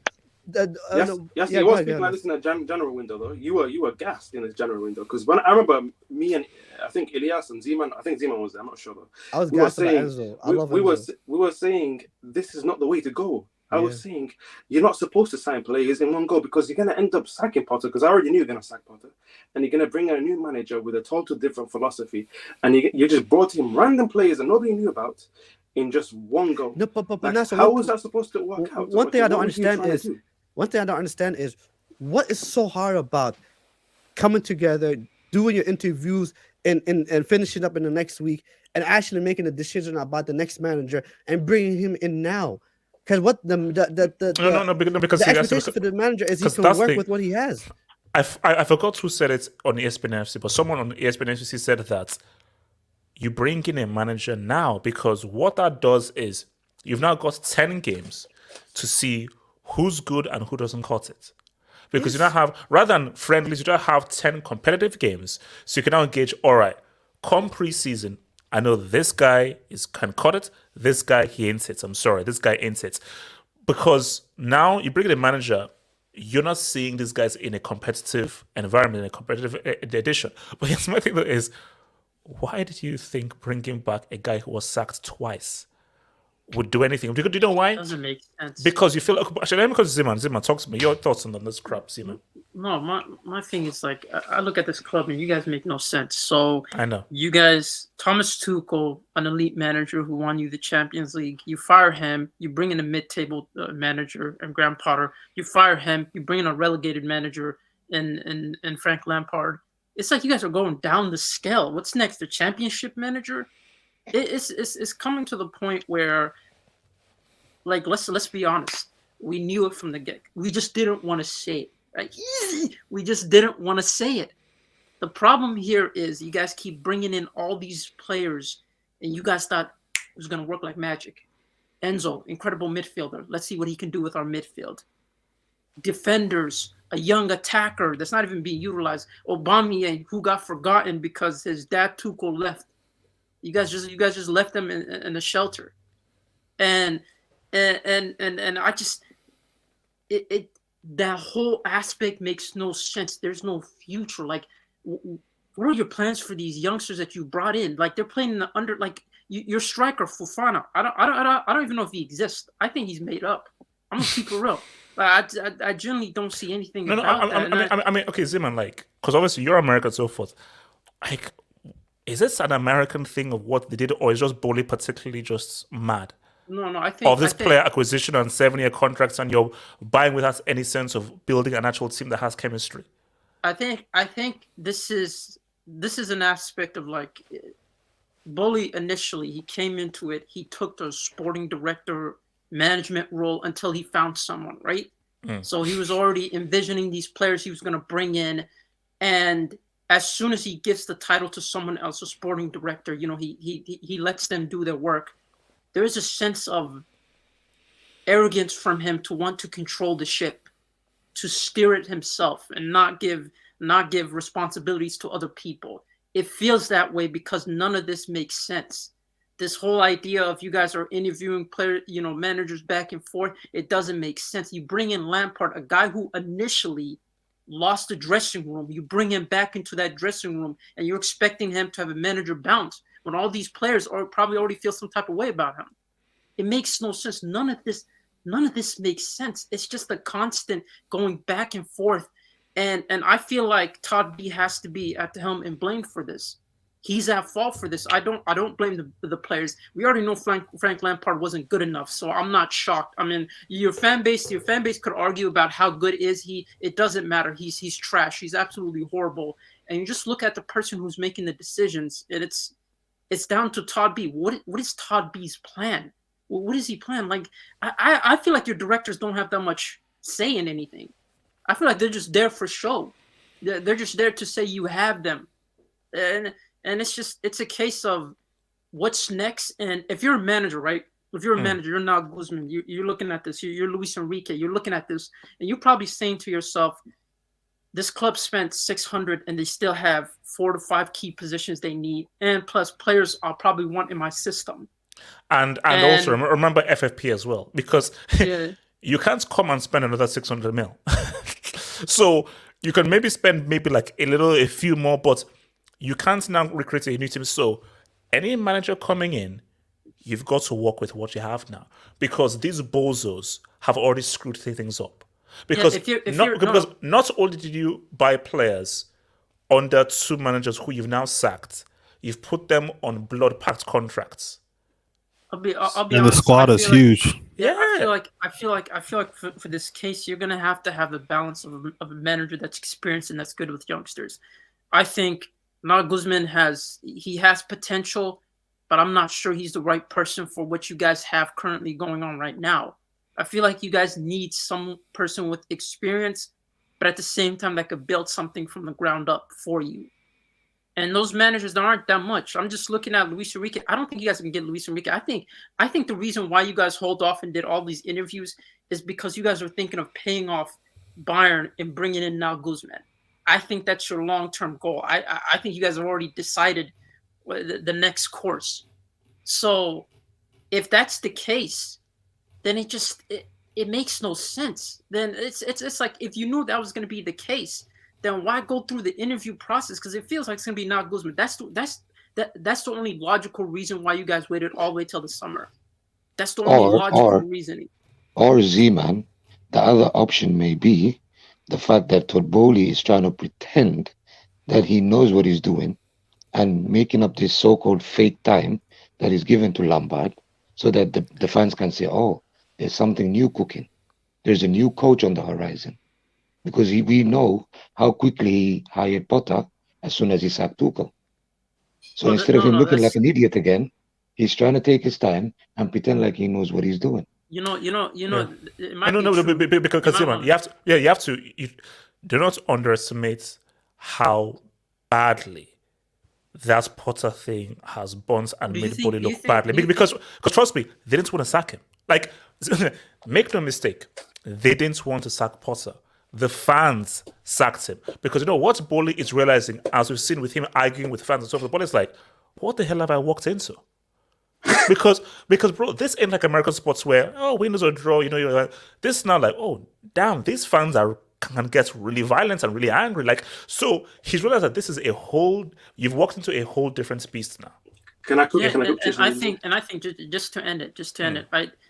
I do think there's a part of it where you're seeing, the arrogance of like Todd Boehly. He wants it's that American sport aspect. He wants a young manager that can grow with the team. For some reason he thought, Potter was the answer. We don't know whether he thought that was the case or whether he's trying to weather the storm. But I feel like that's the route he's going to go next as well, because he wants someone he could control, someone that's young, inexperienced, that doesn't have that much experience in terms of leading a team to trophies and whatnot. And if he's going the franchise role in that sense, an American franchise role in that sense, then this is gonna be a long haul for you guys, man. It's gonna be a long haul. And plus, if you guys bring Felix, it makes no sense. I know. Wait, hold on. So before I come to Natsa, shout out to your boy Def. Lamps is like Abra from Pokemon. He only knows how to teleport to relegation. Wait, hold up. Is Abra like trash? No. He has teleport. That's one of his powers. Look. All I know is Pikachu, Mewtwo, and that's Turtle. Is it Salamar? Oh, Charizard. Oh, whatever his name Charizard. was. Yeah, like hold on. Wasn't Mewtwo the 150th one? Wasn't that the last one? That was the hardest to get. I think Mewtwo was the hardest one to get. It was one of the last. There was Squirtle or something like that. No, there was. Yeah, it was the last one, Mewtwo. But it's. Keep talking about Pokemon. That's actually more entertaining. I know. It is, but I respect. Chelsea were worried about FFP. Yet, come on, surely they can't be paying Frank any money. He has to do this pro bono. This has to be pro bono. No, obviously they're probably giving him money. He's still on the contract. Kenny, he can't be on a wage for this. Yeah, they'll be giving more than Mendy. No, yeah, the game. Let's not get into Mendy and all that. But yeah, they're probably giving him a wage. Not that much, but yeah, they have to give him a wage. Okay, can they cut his wage now? Like let's see. Kenny, what are they? Okay, actually no, because Kenny, I can't wait to hear from you. Let them just say this. I didn't watch today's game, so. No, Kenny, I want you to talk about Lampard and this whole situation. You don't have to watch the whole game. Also, guys, don't you know where we are right now? Guys, the remaining guys are Kenny. Do you know the amount of Chelsea fans who have said they've either stopped watching Chelsea or they've turned the game off, or they're now happy that playoff season has now begun in the NBA. Guys have turned to the NBA playoffs, stopped watching. Yeah, 100%.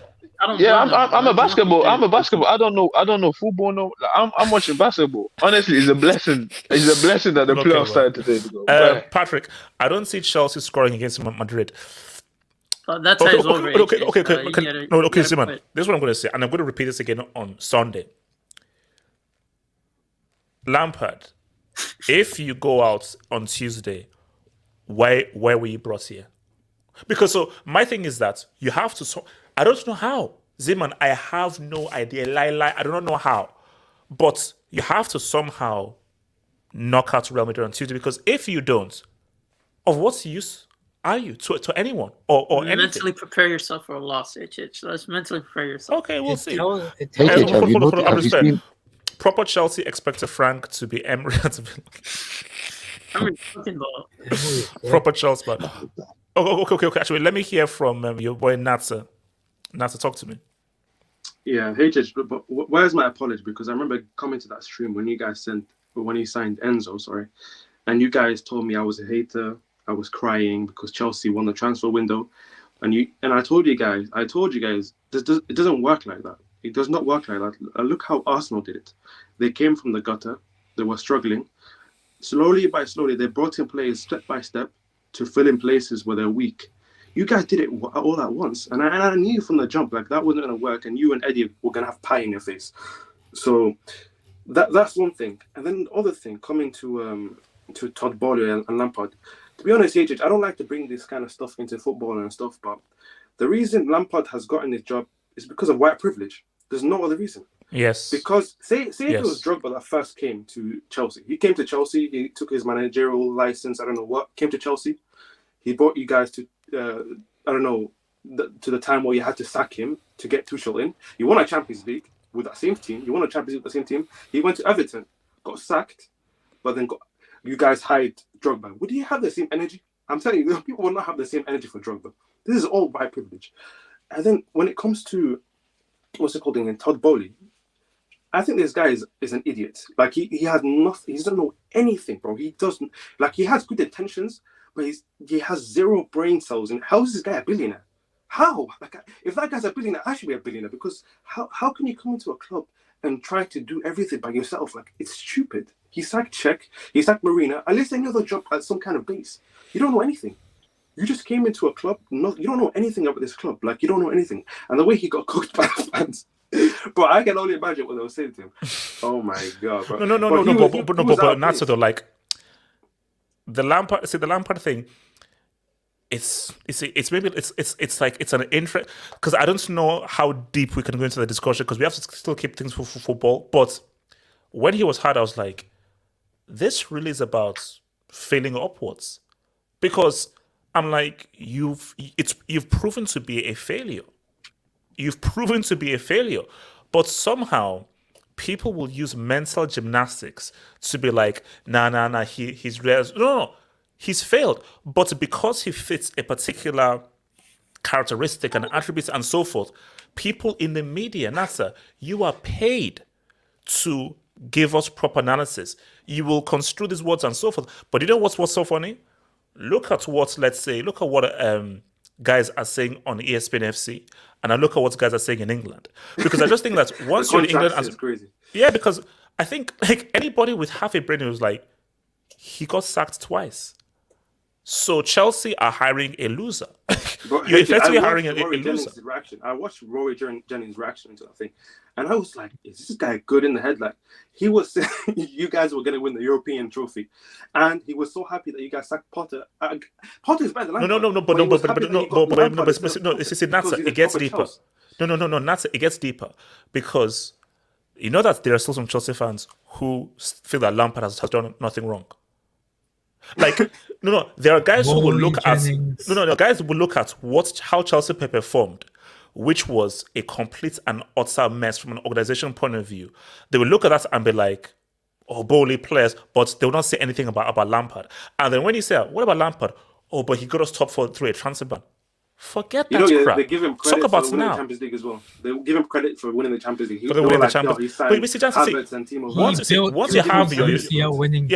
Once you have your guy, they will always use mental gymnastics to try to defend him. Okay, let me hear from some Chelsea peeps, man. Kenny, where do we go from here, man? And Kenny, you did a right thing not watching that, because Kenny, it was ugly. Like, it was nasty, that game. But where do we go from here, Kenny?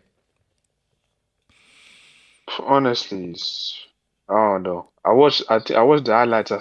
I think I saw a start where they had like 70% possession at one time. Yep. 20 shots. They had like 20 shots in 3. I'm like, what is going on? Honestly, I'm happy I didn't watch the game. Like, honestly, every Chelsea, if you guys are Chelsea fan, you guys, except HH, obviously, is your word. If you're a Chelsea fan, do yourself a favor and just, know what I'm saying, not even go on loan, just terminate the contract right now. Come back next season. You know what I'm saying? Take a sabbatical. Okay, so Kenny, so you're not watching the game on Tuesday? Honestly, it's Champions League, so I'm gonna watch it. I'm gonna watch it, but if we lose, like, my season is done. The season is over. That's what I'm saying. Like I said, the basketball playoff just coming on. There's gonna be stuff to watch. Like, I'm sorry, football. I'm not even gonna watch football no more. Except Champions League. But this situation, like people have said, like, it's been a mess. Obviously, Lampard was not the answer. Was never the answer, but it was. I understood the Lampard hire because it was going to appease the fans, the match-going fans, especially because they were like the way they were booing Potter and all that stuff. So they saw a Lampard there available, so he was going to appease the match-going fans, and obviously the guy's a legend, so. Obviously, they can abuse it. They're never gonna. Even in the stadium, they're never gonna go. See, Kenny, something just pops into my mind, and I probably don't do this on the video. But so after the game, Todd Boehly went into the dressing room, obviously berate the players and so forth. what's huge Boehly? What are you going to say to the players? Try harder. It's an acceptance. Of course, the players tried. Of course, they tried hard. This is the London Divers. So my thing is, this isn't about. This has nothing to do with effort. There's nothing to do about effort. It's about your mistakes of what you've done in the transfer window and so forth, and as of you exacerbating the mistakes by hiring Lampard. So the only conversations you should be having is within yourself and amidst your mistakes and the stupidity of hiring Lampard. What the hell are you going to say to these guys in there? Because you know nothing about football, so you can't tell them anything tactically or anything. And what are you going to say? Oh, try harder. They did try hard, but effort is one thing. Strategy, organization, and so forth, that's another. You need both. You need both effort and organization. Of course, the effort is there, but effort without organization is pointless at this level of the game because Brighton have that effort and organization, so they'll outplay you. So the organization thing, that's the guy you hired. Because Kenny, if you'd watched that game, what Brighton did to Chelsea was embarrassing. What Brighton did to Chelsea at Stamford Bridge on their own home patch was disgraceful. It was absolutely disgraceful. Because it's just like Lampard, bro, like you have to retire. Like this is ridiculous. You made well good like R9, man. After Madrid, the way I saw it, because at least under Potter, like you could actually play. Kenny, it wasn't as bad under Potter. It wasn't as bad under Potter. Like when I'm seeing players from the defense having the ball, and then the midfielders, it's like there's just the DM is there, and then all the other players are just forward. So these guys are just looking at where are my options? There's no options, and then we keep using the ball. Like, honestly, it's been a shambles. And the Boehly is looking like honestly they might the boards or whatever they might even let him go because obviously the guy is he's the face of it, but he's not actually like the owner of it. So the way he's going, like this guy needs to be careful because they might replace him quickly. The way he's moving because okay, but hold on. Let me. Go there. Talk to me, bro. Hey, man. Yeah, man. You know, in Africa, when people lose their mind, they start throwing their clothes away. That's what Todd Boehly needs to do now for Chelsea fans to come back to normal. I mean, it's crazy, man. It's literally crazy. We've got Lampard as a coach that's actually recreating formations. The guy's an actual genius. Against Real Madrid, you know what his formation was? What? 3-7-0. Today it was 4-6-0. This is the guy that we have as an interim, HH. And to make matters even worse, he's supposed to be a caretaker, not even an interim. What is the definition of a caretaker? Am I losing my mind? I don't know. Caretaker means take care of what's left for you until you get the hell out of here. This guy is not taking care of it, but he's trying to implement his own ideas into it. And this is what's happening to us. Apparently today, Todd Boehly had his humble pie when he was leaving the stadium, or I mean, going to the dressing room. They did show him that, you came to a different place here. This is not American sports.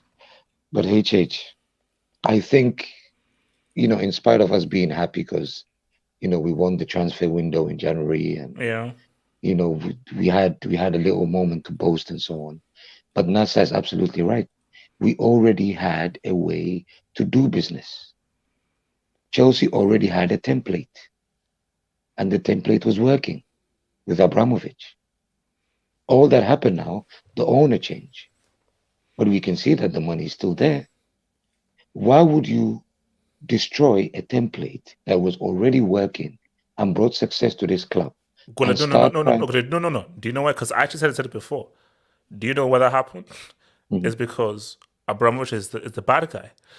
Like they interviewed an ESPN FC guy, and he interviewed Boehly and the consortium, and they actually stressed that we are going to do everything different from the previous ownership, and everything's going to be different. So because Abramovich was seen as the bad guy, you're with Putin, you're against Ukraine, blah blah. There was a thing like, you know what? Everything you did was bad. We're not going to redo everything. But I'm sorry, however much you want to hate Abramovich and so forth, at the end of the day, there are things he did well, and things he did badly. Don't do the things he did badly. You've got to carry on the things he did well. But these clowns just said, no, we're going to do everything and change everything. And Yeah, but hence where we are. fair enough, HH. But if you really think about it, what kind of an owner would make the fact that he actually took over a club a political move, apart from this idiot? Because as a new owner, you don't have to come up with these kind of comments and say, I'm going to do everything differently. Football is different from war. It's like day and night. It's not even in comparison, AJ. No. But the issue, you're right. But you have to remember that whole time when Russia first invaded Ukraine. Anything Russian was bad. So everybody was really on the whole political thing of like, bro. So it was, Boehly even coming in and saying, yo, man, we're going to do everything in Abramovich because he's evil. They welcomed that. Abramovich was enemy numero uno. And hence here we are. Okay, but fair enough, HH. This is okay. What you're saying to me, if we actually dissect it, it's technically, it depends on, as you said, the fact that he was Russian, right? But as a footballing fans, as us, as Chelsea fans, having new owners, fair enough, do things differently, but whatever he did as an owner in Chelsea doesn't have anything to do with his relationship with Putin or Russia. Yeah, this is completely different. I know. So, okay, do things differently. Sack Marina, sack Czech if you want. If you had any ounce of common sense, I would say rehire Emiliano, but that's a different story. If you sack the board and the management, even though you promised the fans you wouldn't, then at least keep the template as it was. Because right now, the situation we're in, if we don't get the right coach, HH, we are looking at 5 to 6 years minimum. No, basically, do you know why it's so bleak for Chelsea? The damage is already done. Because there are guys that are already on 7-year contracts on high wages. You've already spent 600 mil. So why this is such an L is you spend 600 mil and the team is 11th with confidence rock bottom. Confidence is a rock bottom. And the issue is, any manager coming in, you've got to work with the bulk of the squad. Because you can't spend another 200 million because of FFP. So my thing is that you idiots, you signed players under Tuchel, sacked him. Signed players under Potter, sacked him. So you now have a Tuchel regime mixed with a Potter regime. Both were regimes that you've now discarded. It's a mess. So basically, HH, we've got a refugee camp, basically. Yes. This is not a football club because even his hiring of Potter didn't make sense to me. Like, okay, Natsa was right when he said if you bring this amount of players together, it will take time.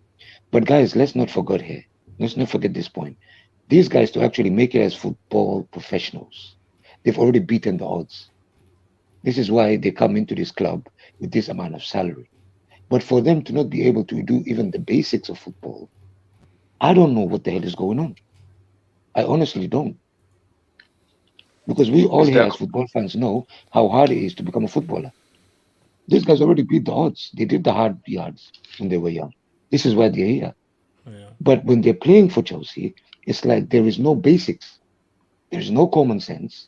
There is no take a shot first time when you get the chance. There is no through balls. There is nothing. There's no identity. It's just pure vibes. No, but and which is why that's the beauty of football, because there are talented players here. These guys all know how to play football, but do not underestimate coaching, because football isn't just about. You see, basketball, it's 5-on-5.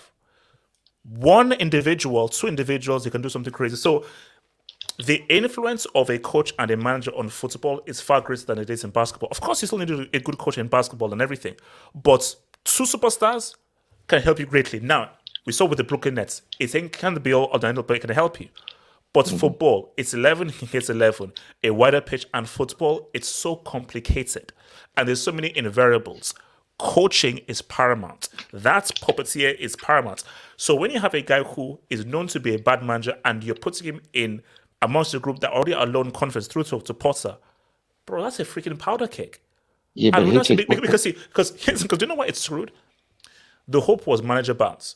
So manager bounce gives you a few points, 6, 9 points, 10 points, and then you then peter out. But you've gotten a few points with the manager bounce and everything. Now 3 losses. That manager bounce period has now gone. Now it gets real. Now we're really in dark waters now. And this is the painful thing, HH, because let's not even throw Lampard under the bus. Let's start from Potter. If you bring this many players, as you said, and we know you're right, that managers and other puppeteer is essential, you need to bring a puppeteer with a certain philosophy. Not a guy that changes his starting 11 every game, which was Potter. So already these players have no identity. And then you bring in a so-called Potter who starts a new 11 every game for almost half a season, I would say about 6 to 7 months. And then you sack him, then you bring another guy who plays 3-7-0 and 4-6-0. I mean, it's ridiculous, actually.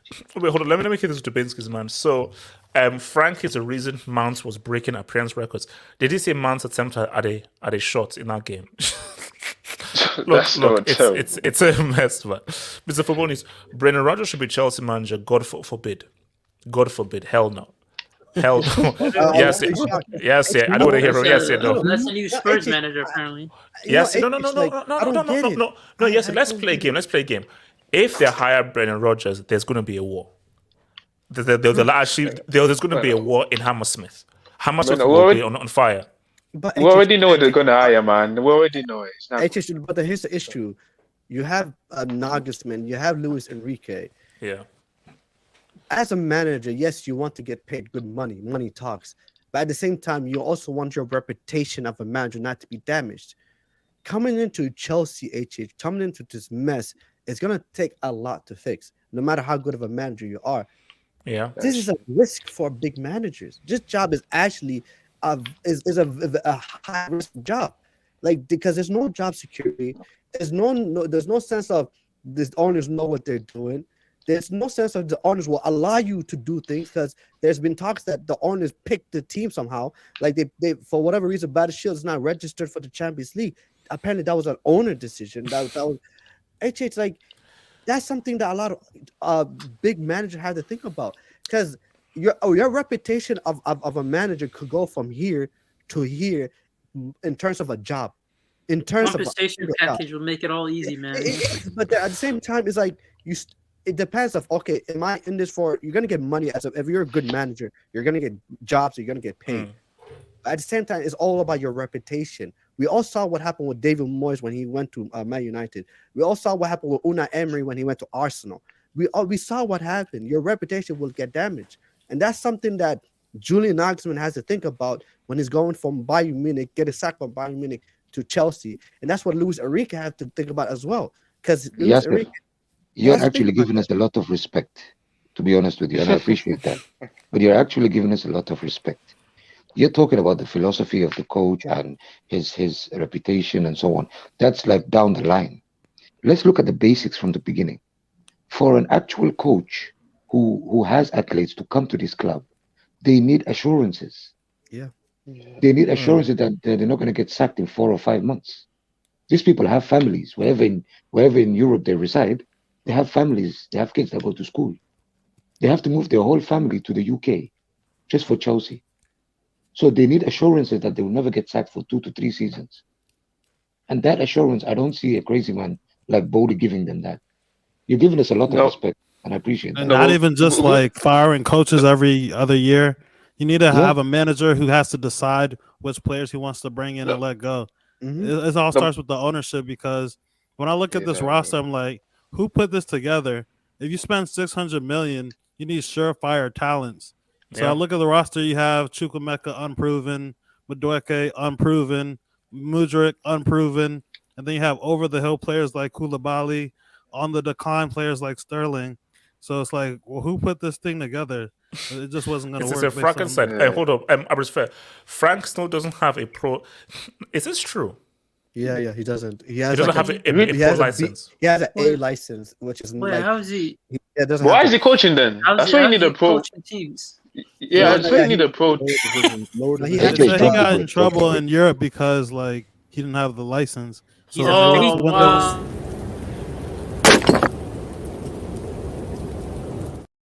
So you guys are hiding a few. Wow. So essentially, you guys. So he's basically Pirlo. Like Pirlo was doing his Will still. doing his badges while he was managing. I don't Juve. get it. This guy's been a manager for 3 seasons at top flight, or 4 seasons as a manager, and this guy doesn't. Maybe he doesn't Based on his reputation as He's a a player. wannabe. That's a scholarship. No, it got to be a scholarship. HH. Maybe he doesn't qualify for the license. Maybe he doesn't. It makes a scholarship candidate. One by one, guys. One by one. His license is from the Football League. It is not a Premier From League UEFA. license. Remember, yeah, that too. So he has a lower league license. That's the problem. HH, I feel I was gonna do another presentation. Carry on. When should I? Go for it. Let me quickly. So QC8 says impossible challenge. Spend 700 mil and be 11th. #4. As I said again, Chelsea. This is the worst season of any club in history. How do you spend Because no club has spent 700 mil and has sat 11th in a league. That's doy. That's his doy. Like for me, that's for me. Like I may have to update the website and actually put this in the doy section because how do you do that? That's doy. How do you spend 700 mil and you're 11th? There's a documentary incoming, HH. I'm guarantee you. No, but do you know what people are saying? That it's like this is like a money laundering scheme that bowling people are doing. It definitely You guys say you guys are laughing. You guys are laughing. People are going too far. Things are so bad, and you've made such horrible mistakes. It makes sense. There's got to be an explanation that maybe this is just money laundering. So maybe like Chelsea is just part of like a Ponzi scheme, like a RICO case or something. That's crazy. Imagine the RICO case. Crazy. From one criminal to another criminal. Wow. So what is a drug lord or something? Yeah. What's going on? Look, man, yeah, that's what I'm saying, man. I mean, shout out to my. Sorry, who's my guy from Power again? Ghost. Yeah, Ghost. James and Patrick. St. Patrick. Elijah, what do you say, man? Yeah, bro. So, you guys ready? Let's do some math here. So, obviously, I did some research after your guys' shameful turnout against Brighton. Did you know here in Colorado we have a city named Brighton? It's about 45 minutes away from us. Oh wow! There's a lot of cities in America that actually have the same names as I live 45. Obviously, it's because they colonized it. Yeah. Colonization tax. That explains why Todd Boehly said he's going to change everything. Go ahead. 45 minutes away from Denver. So I was telling my nephew they lost to a suburb, a farmland suburb in Colorado. It was pretty disappointing. That's crazy, man. So remember last time when I pulled up the worst season, technically the worst season, the 38 game era, right? Where 95-96, you guys were absolutely garbage. Yeah. So I looked at the team that finished 14th at 93-94. You guys, do you know that you are on pace to match them with less games? I want you to understand that. I don't understand. No, Elijah, it's peak. Like Elijah, I do accept that this isn't peak. This is like when we're heading towards heaven. We're heading towards heaven. No. The thing is, if the last time you guys got relegated was 35 years ago. Okay. Yes. I fear that you guys could be heading down that route if things go the way they should go. Okay. All right. So here's the thing with Boehly. Remember, guys, from the beginning, Boehly is just the head of a consortium. He is not truly the sole owner of Chelsea Football Club. Okay. It is his money, and say all of us here, say, for example, HH and Guled and Yasir, like, hey, let's buy this team, but let's bring a few buddies so that we have enough money to put together so we can buy the team. Does that make sense? Mm-hmm. So Boehly is just a figurehead in this situation, okay? The issue is with this football club. Sorry about the noise in the background. The issue with the football club is, and I've said this, I'm going to keep saying this, the biggest mistake he made was getting rid of the football people. And we're going to keep saying this. He got rid of the football people. When you get rid of the football people, you're not going to be able to do anything. This is not his realm. His realm is baseball. Okay? Yeah. And in baseball, you can be able to tank for like 3-4 years, and then the 5th through 10th year you could turn it around. That's what literally happened with the Dodgers. The Dodgers were terrible for the first 5-6 years of the 2010s. Then by 2017 it snapped, reached 2 World Series, won a World Series during the pandemic, and now they're contenders every year. That's why he wants to do things differently. He wants to make Chelsea a process project. Chelsea is entering what I call trust the process mode. Joel Embiid tax. Oh man. Oh my gosh. and Elijah, I don't want that. Shout out to Embiid. With all due respect, I don't want that. I'm not here for a process, bro. Trust the process, man. Even if we tank it, we're getting there's no number 1 picks already. Like, that's the whole thing. Like, where's the number 1 Sam picks? and relegation. Where are the number 1 picks if we're tanking a season? So here's the thing. We are actually in serious routes right you now. are en route possibly. Like you could I'm not saying you guys will get relegated in the future, but you guys will be sniffing it. Like we're talking 13th, 14th, maybe a 10th here and there. And then after that 4th or 5th year, then it'll snap. Does that make sense? So, Elijah, let me get this straight. So for 4 or 5 years, I have to support a relegation team fighting relegation for 4 or 5 years. I mean, you did support them. You supported them since the beginning of Chelsea Football Club. I mean, HH, you said you came in since the late 90s. Yes. The late 90s for Chelsea was the following: 11th, 14th, 11th, 6th, 3rd, and 4th. That was the late 90s for you. But he had Zola. That's the difference. I had the vibes, man. I had the vibes, bro. Like, at least I was quality football, bro. Because, see, Elijah, what I can't accept is 11th with basement, hell, satanic dwelling football. This is satanic ball. This is Lucifer ball. Like, Elijah, I can't. Lucifer ball is just tough, bro. Lucifer ball is tough. Okay, for example, look at the Sixers. Let's look another basketball point. Look at the Sixers. This is where I use the Joel Embiid tax. The Sixers were garbage during the last 3-4 years of the 2010s, pre-pandemic. Then it snapped. Got to the Western Conference Eastern Conference semifinals, Kawhi tax, stuff like that. Now they're consistent.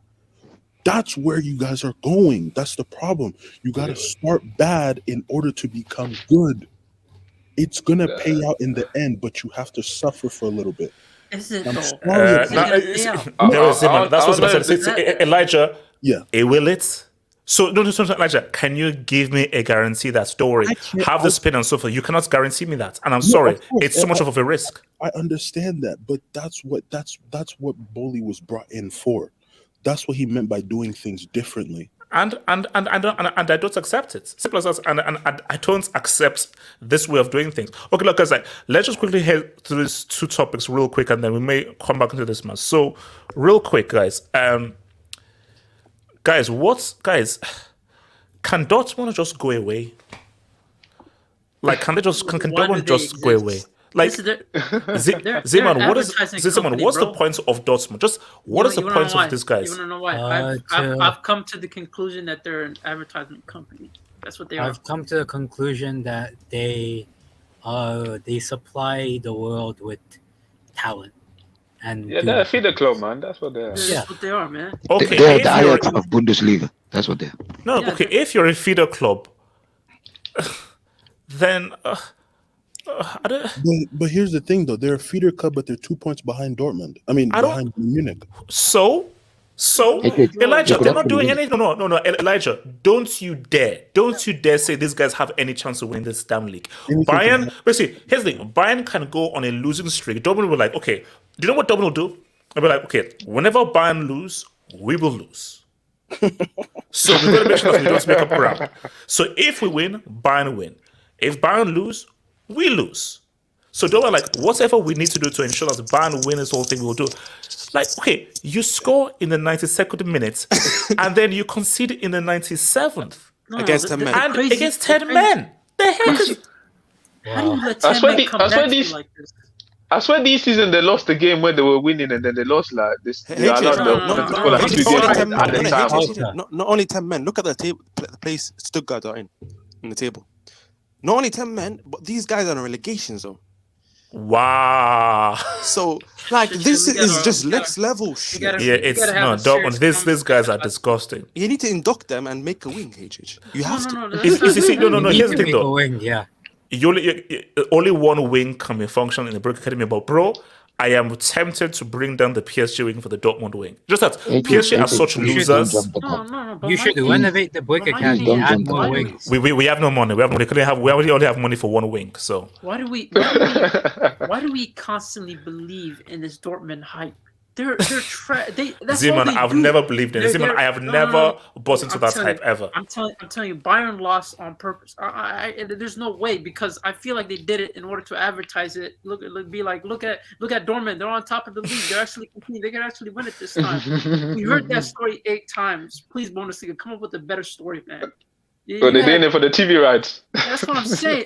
Yes. At least make the unions teachers competitive or something towards the last end. That would be more interesting than this Dortmund. Like, why do we believe in Dortmund? Hey, I swear Dortmund and the rest of these Bundesliga teams are some cucks, man. They sell all their best players to buy. Well, they are. Technically, they just lose every single year. I think they enjoy it. No. Excitement. No. Basically, it's called 50+1 tax. And my thing is that okay, fine, fans, you own the clubs, fine, you have a majority, 20 in a row. But here's the thing. Also, basically, that is the pact you've made with the devil. 50+1, 20 in a row. Happy? The fans don't care though. That's the whole point. They say, okay, Bayern. Well, they should care. AK, they should care. No, I'm in Germany right now. I've talked to these people. They're like, we don't care what happens with who wins the league.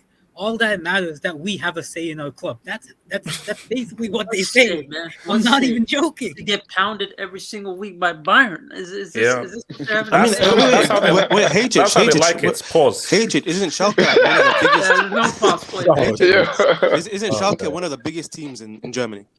Oh yeah, what has happened they used to be. In the past few years? They've been going they get relegated? Worse. Yeah, they got relegated, and they have 50+1 rule there. Like, how did they end up getting relegated? Like, the thing is that Bayern Munich fans brought up our banner in the city, and I understand what they're trying to say, but how are you gonna put up a banner? But you're Bayern Munich, you're winning all these titles. How are you gonna say Sheikh Mansour out? I don't know what in Etihad when you're just gentrifying that league. It benefits you, but it doesn't benefit anyone else. See, for me, like Bundesliga, for me, like as I said again, it's not a competition; it's an exhibition for Bayern. So basically, it's literally it's a league just for vibes. Like, hey, I'm from Schalke, I'm from Dortmund, I'm from all of these places. So, but it is not a league that you take seriously because it's not a competition. Like it's a development league. So it's a development league for players. So basically, you watch the Bundesliga not for like competition. You watch it for like basically it's a scouting network. The Bundesliga is a scouting network. It's not a competition. Is it lower than the Liga NOS or is the Liga is also Natsa 10 in a row. What do you think? Liga, the Portuguese league as well. Natsa 10 in a row, about to be 11 in a row soon. What do you think? Do you call that a competition? I mean, guys, see what? How do you explain 11 in a row? That's madness. How do you win a league 11 times consecutively? HH, I would say let's not jump the gun this time. Because let's be honest, HH, let's not jump the gun with the Dortmund not winning the league. No, I'm jumping the gun. I'm sorry, I'm jumping the gun, man. Guled, I'm doing a triple jump and a long jump. You know,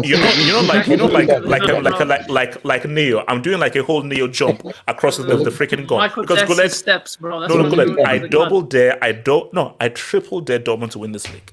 Guled, they won't do it. They won't do it. The reason why I said that is because if you look at the top leagues in Europe, right, the only competition that actually makes sense is the Champions League. Yep. Everything else don't make sense this year. Like literally everything else don't make sense. Not Liga, not Bundesliga with Dortmund's not Serie A. Yeah, but look at them. We can't guarantee it. We'll have to wait. Nah, they beat Lens today. I think they're gonna win. Lens was Hey, second. Chase, the crazy thing is Bayern have been trash and they're still in first. Like, wait. Adnan, did you hear what I said? Yeah. Dortmund are like, when Bayern win, we win. When they say when Bayern lose, we lose. That's what a mental block. It's a balance. The little bro. Wait, see, when Bayern win, we decide. But no, when Bayern lose, we lose. That's the only. That's the deal. When they lose, we lose. Hey, Chase, can you talk about the more interesting story in Bundesliga? The guy in my AVI. Okay. Getting his face punched in. You see, here's my thing. That's what I'm really here for. It's okay. Look. Okay, my thing here is okay. This is where I'm at with this whole thing. Let's wait until the truth is revealed. Because I told you, guys, watch the video. People say, "Oh no, don't jump into conclusions." Guys, I gave you an MC alternate universe. I gave you one alternate timeline, and I gave you another alternate timeline. One timeline is, okay, a footballing disagreement, these things happen and so forth. The other alternate timeline is, Leroy Sané might be extremely confused because maybe he forgot to look at the mirror. No, mine is African uncle 2P. What are you talking about? No, Adam, I have to give because unless we know for sure what was said, I have given you the two timelines. That timeline of light skin tax, that's wild. So basically, that's like the thing is, like, whatever he said, it has to be bad. Basically, Adam, that's now that's now Django Unchained tax. Like this is like we're now dealing with wait, what's his name? Is it Steven? We're not dealing with Steven tax. No, you're dealing with Uncle Ruckus. Uncle Ruckus. So my thing there is Leroy. I hope that it is timeline A. If it's timeline A, hey, it is what it is. If it's timeline the B, argument happened in the 83rd minute. So he's saying Mane waited 15 minutes, went to the locker room, was still mad, and then punched him in the face. He had to say probably was waiting to break his fast or something. Yeah. You don't want to get violent. But let's also, on a serious sense. We also talk about Mane. Elijah, go for it. I was saying, on a serious sense, here's this that's actually going on. Yes. Oh God. What? Why? What's going on? This. Which is what? We're not able to see I can't see anything. Are you presenting it? Sorry. Okay. Okay. All right. Supposedly, this has been making waves around Twitter and like that like he so he wants to come back. He wants to come back. So Mane's your Messi for you guys. I don't know, bro. To the club. Chase, I'll take him at my second team. I'll take him at DC United, man. I'm sorry, Mane, he's not LDO anymore. Hold up, Adnan, you wouldn't take LDO back at Liverpool? Bring back the vibes? I'll take him at DC United.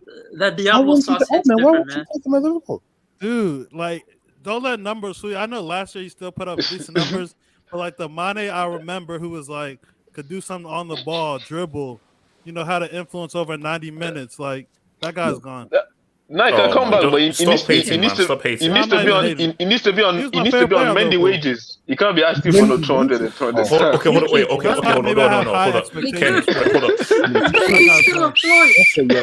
Kenny. No, hold on. Kenny, what we're not going to do is now use that as a term called Mendy wages. We're not doing that.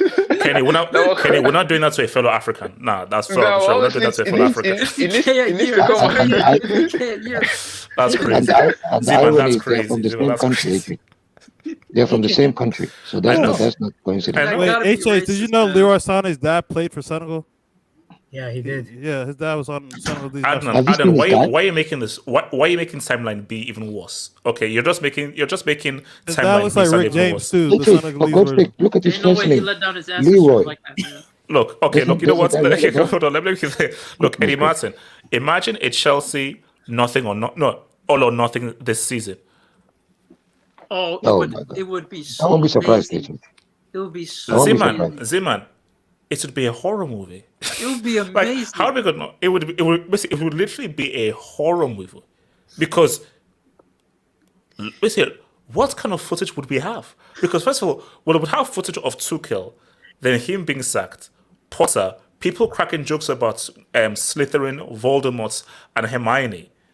And then No, and then would then have Lampard come. Basically, it would be a horror movie. No. You know, it would be the closest thing to The Office, bro. When they're doing Potter, and he's like, I can't even name any of these players. Half these, I don't even know their names.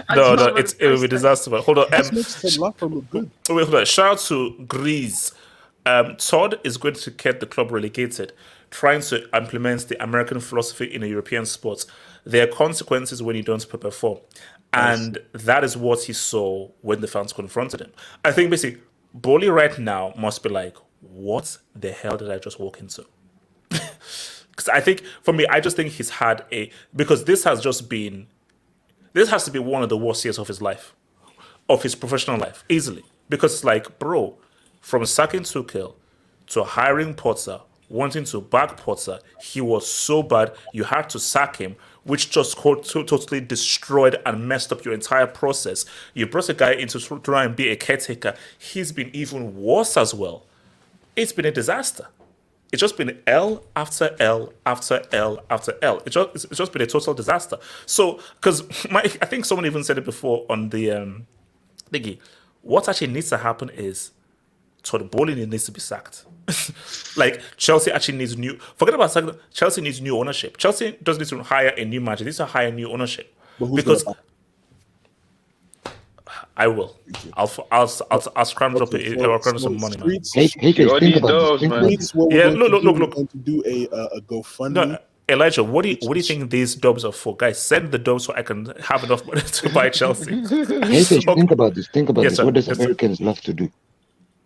They hired Lampard through a sympathy tax. Yeah. So would you be surprised if they actually make a documentary for sympathy tax?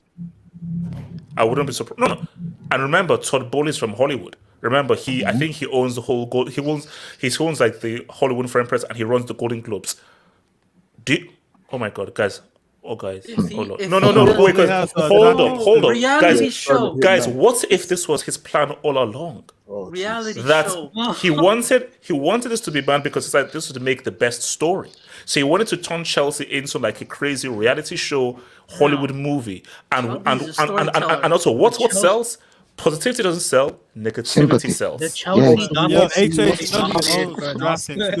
you're trying to say Chelsea's an experiment. I'm sorry. He's point shaving with Chelsea. You guys' imagination is. So you're in kind of lab experiment. No, When you did you guys become a haven't social deeped it. experiment? No. You guys haven't deeped it, bro. If they actually end up doing a documentary in the background, I'm hearing Todd B telling Enzo to cry for the camera. Okay, you know what? Let's okay. Final topic, man. So, and this just be real quick and be out of here, man. Guys, I'm gonna just ask a question. Surely not. Syria. No. Are we talking about I'm just saying. 15 points. I'm just saying. Juve Surely or not. Napoli? And guys, let me. And I'm gonna announce, and this is gonna be official. If by some way Napoli don't win this league, I will take down the PSG wing and replace it with the Napoli wing. Nah, that's too They're late. winning There's it. no That's way. too- There's no way. Way too. There's no I'm way just, too ahead. guys. Of course, there's no way. I'm just saying there are 8 games to go. If somehow these guys screw this up, this would be the biggest sports L of all time and beyond. By the way, time. HH, I'm hearing Juventus' points. Juventus is going to get rescinded. That's true, and that means they'll go into second. Yeah. So if that happens, Well, That's 15. Maradona leaves. That's actually a very good point. No, it's That's still actually not a enough. very It's good not point. enough. It's not enough. Still not enough. Oh no! I'm Yeah. saying it shouldn't be enough because I think does that put them on 65 or 60? No, 59. 59. No, it's 59. That's 15. Is it 15? Yeah. do they have to play Napoli? Because I can't remember if they play. Yeah, they have do they to have to play play Napoli. Yeah. Okay, 50. Okay. Yes, and I think they play Napoli. They play Napoli. No. The only way was in danger. the only way Lazio really honestly wins this league, they have to go on at least a 5 to 8 game win run and hope Napoli does not gain any points at all. There's no way. There's no way. Yeah, I mean, look, all I'm just saying though is like even if. So if Napoli were to draw every game from now till the end, like let's say 3 draws, 2 losses, or let's just say like six draws, 2 losses, and Bozo FC run Wins the out? table. They win. Shout out Uncle Moo, by the way.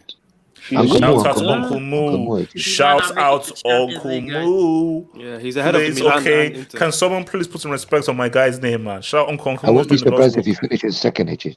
Yeah, that too. Yeah, no, I don't think. Nah, I think. Oh, no, he's it's not finishing second, definitely second. But here's the thing: it's not if Juve's points gets reinstated, then it's a fight for fourth between them and Milan. If Juve's points get reinstated, which damn Inter's been that bad, Jesus. Which is what makes their Benfica win so crazy. Monza. Yeah. You know, it's a Bastoni tactic. Not just Mourinho. Look at the. Can we have a Osimhen like narrative? Because yes, we still haven't had that narrative. Yes, we can. Ever since he's been injured, they've been sleeping because everyone said, "Oh no, it's Kivicha." Okay, since Kivicha has been playing all this time, Osimhen has been out, and Zeman, who is a huge Osimhen hater and so forth, bro. Zeman, I'm sorry. See, Zeman, fine, you win. Felix, you win. Osimhen, I win. So Zeman will not score. You need that PMP, man. You need that PMP. So Zeman, Zeman, take your dub for Felix. Give me my dub for Osimhen. We'll see. We'll see the Champions League. If he ends up also losing. Zeman, if he drops a two-piece and brings Napoli back, come on, I've won. I've won this Osimhen battle. Osimhen at Chelsea. Yeah, that'll be crazy. Adnan, before we get Osimhen, I need a total restructure of that entire club. Right. Because right now that club is a freaking play. That striker curse. No, it shouldn't come. It shouldn't come. There's another narrative from Serie A as well. Was Sarri that bad for Chelsea? Was Sarri that bad? Wait. How's that? We know this. Everyone with half a brain knows that Sarri shouldn't have been sacked and so forth, and Sarri ball should have been the foundation. But you wanted to leave.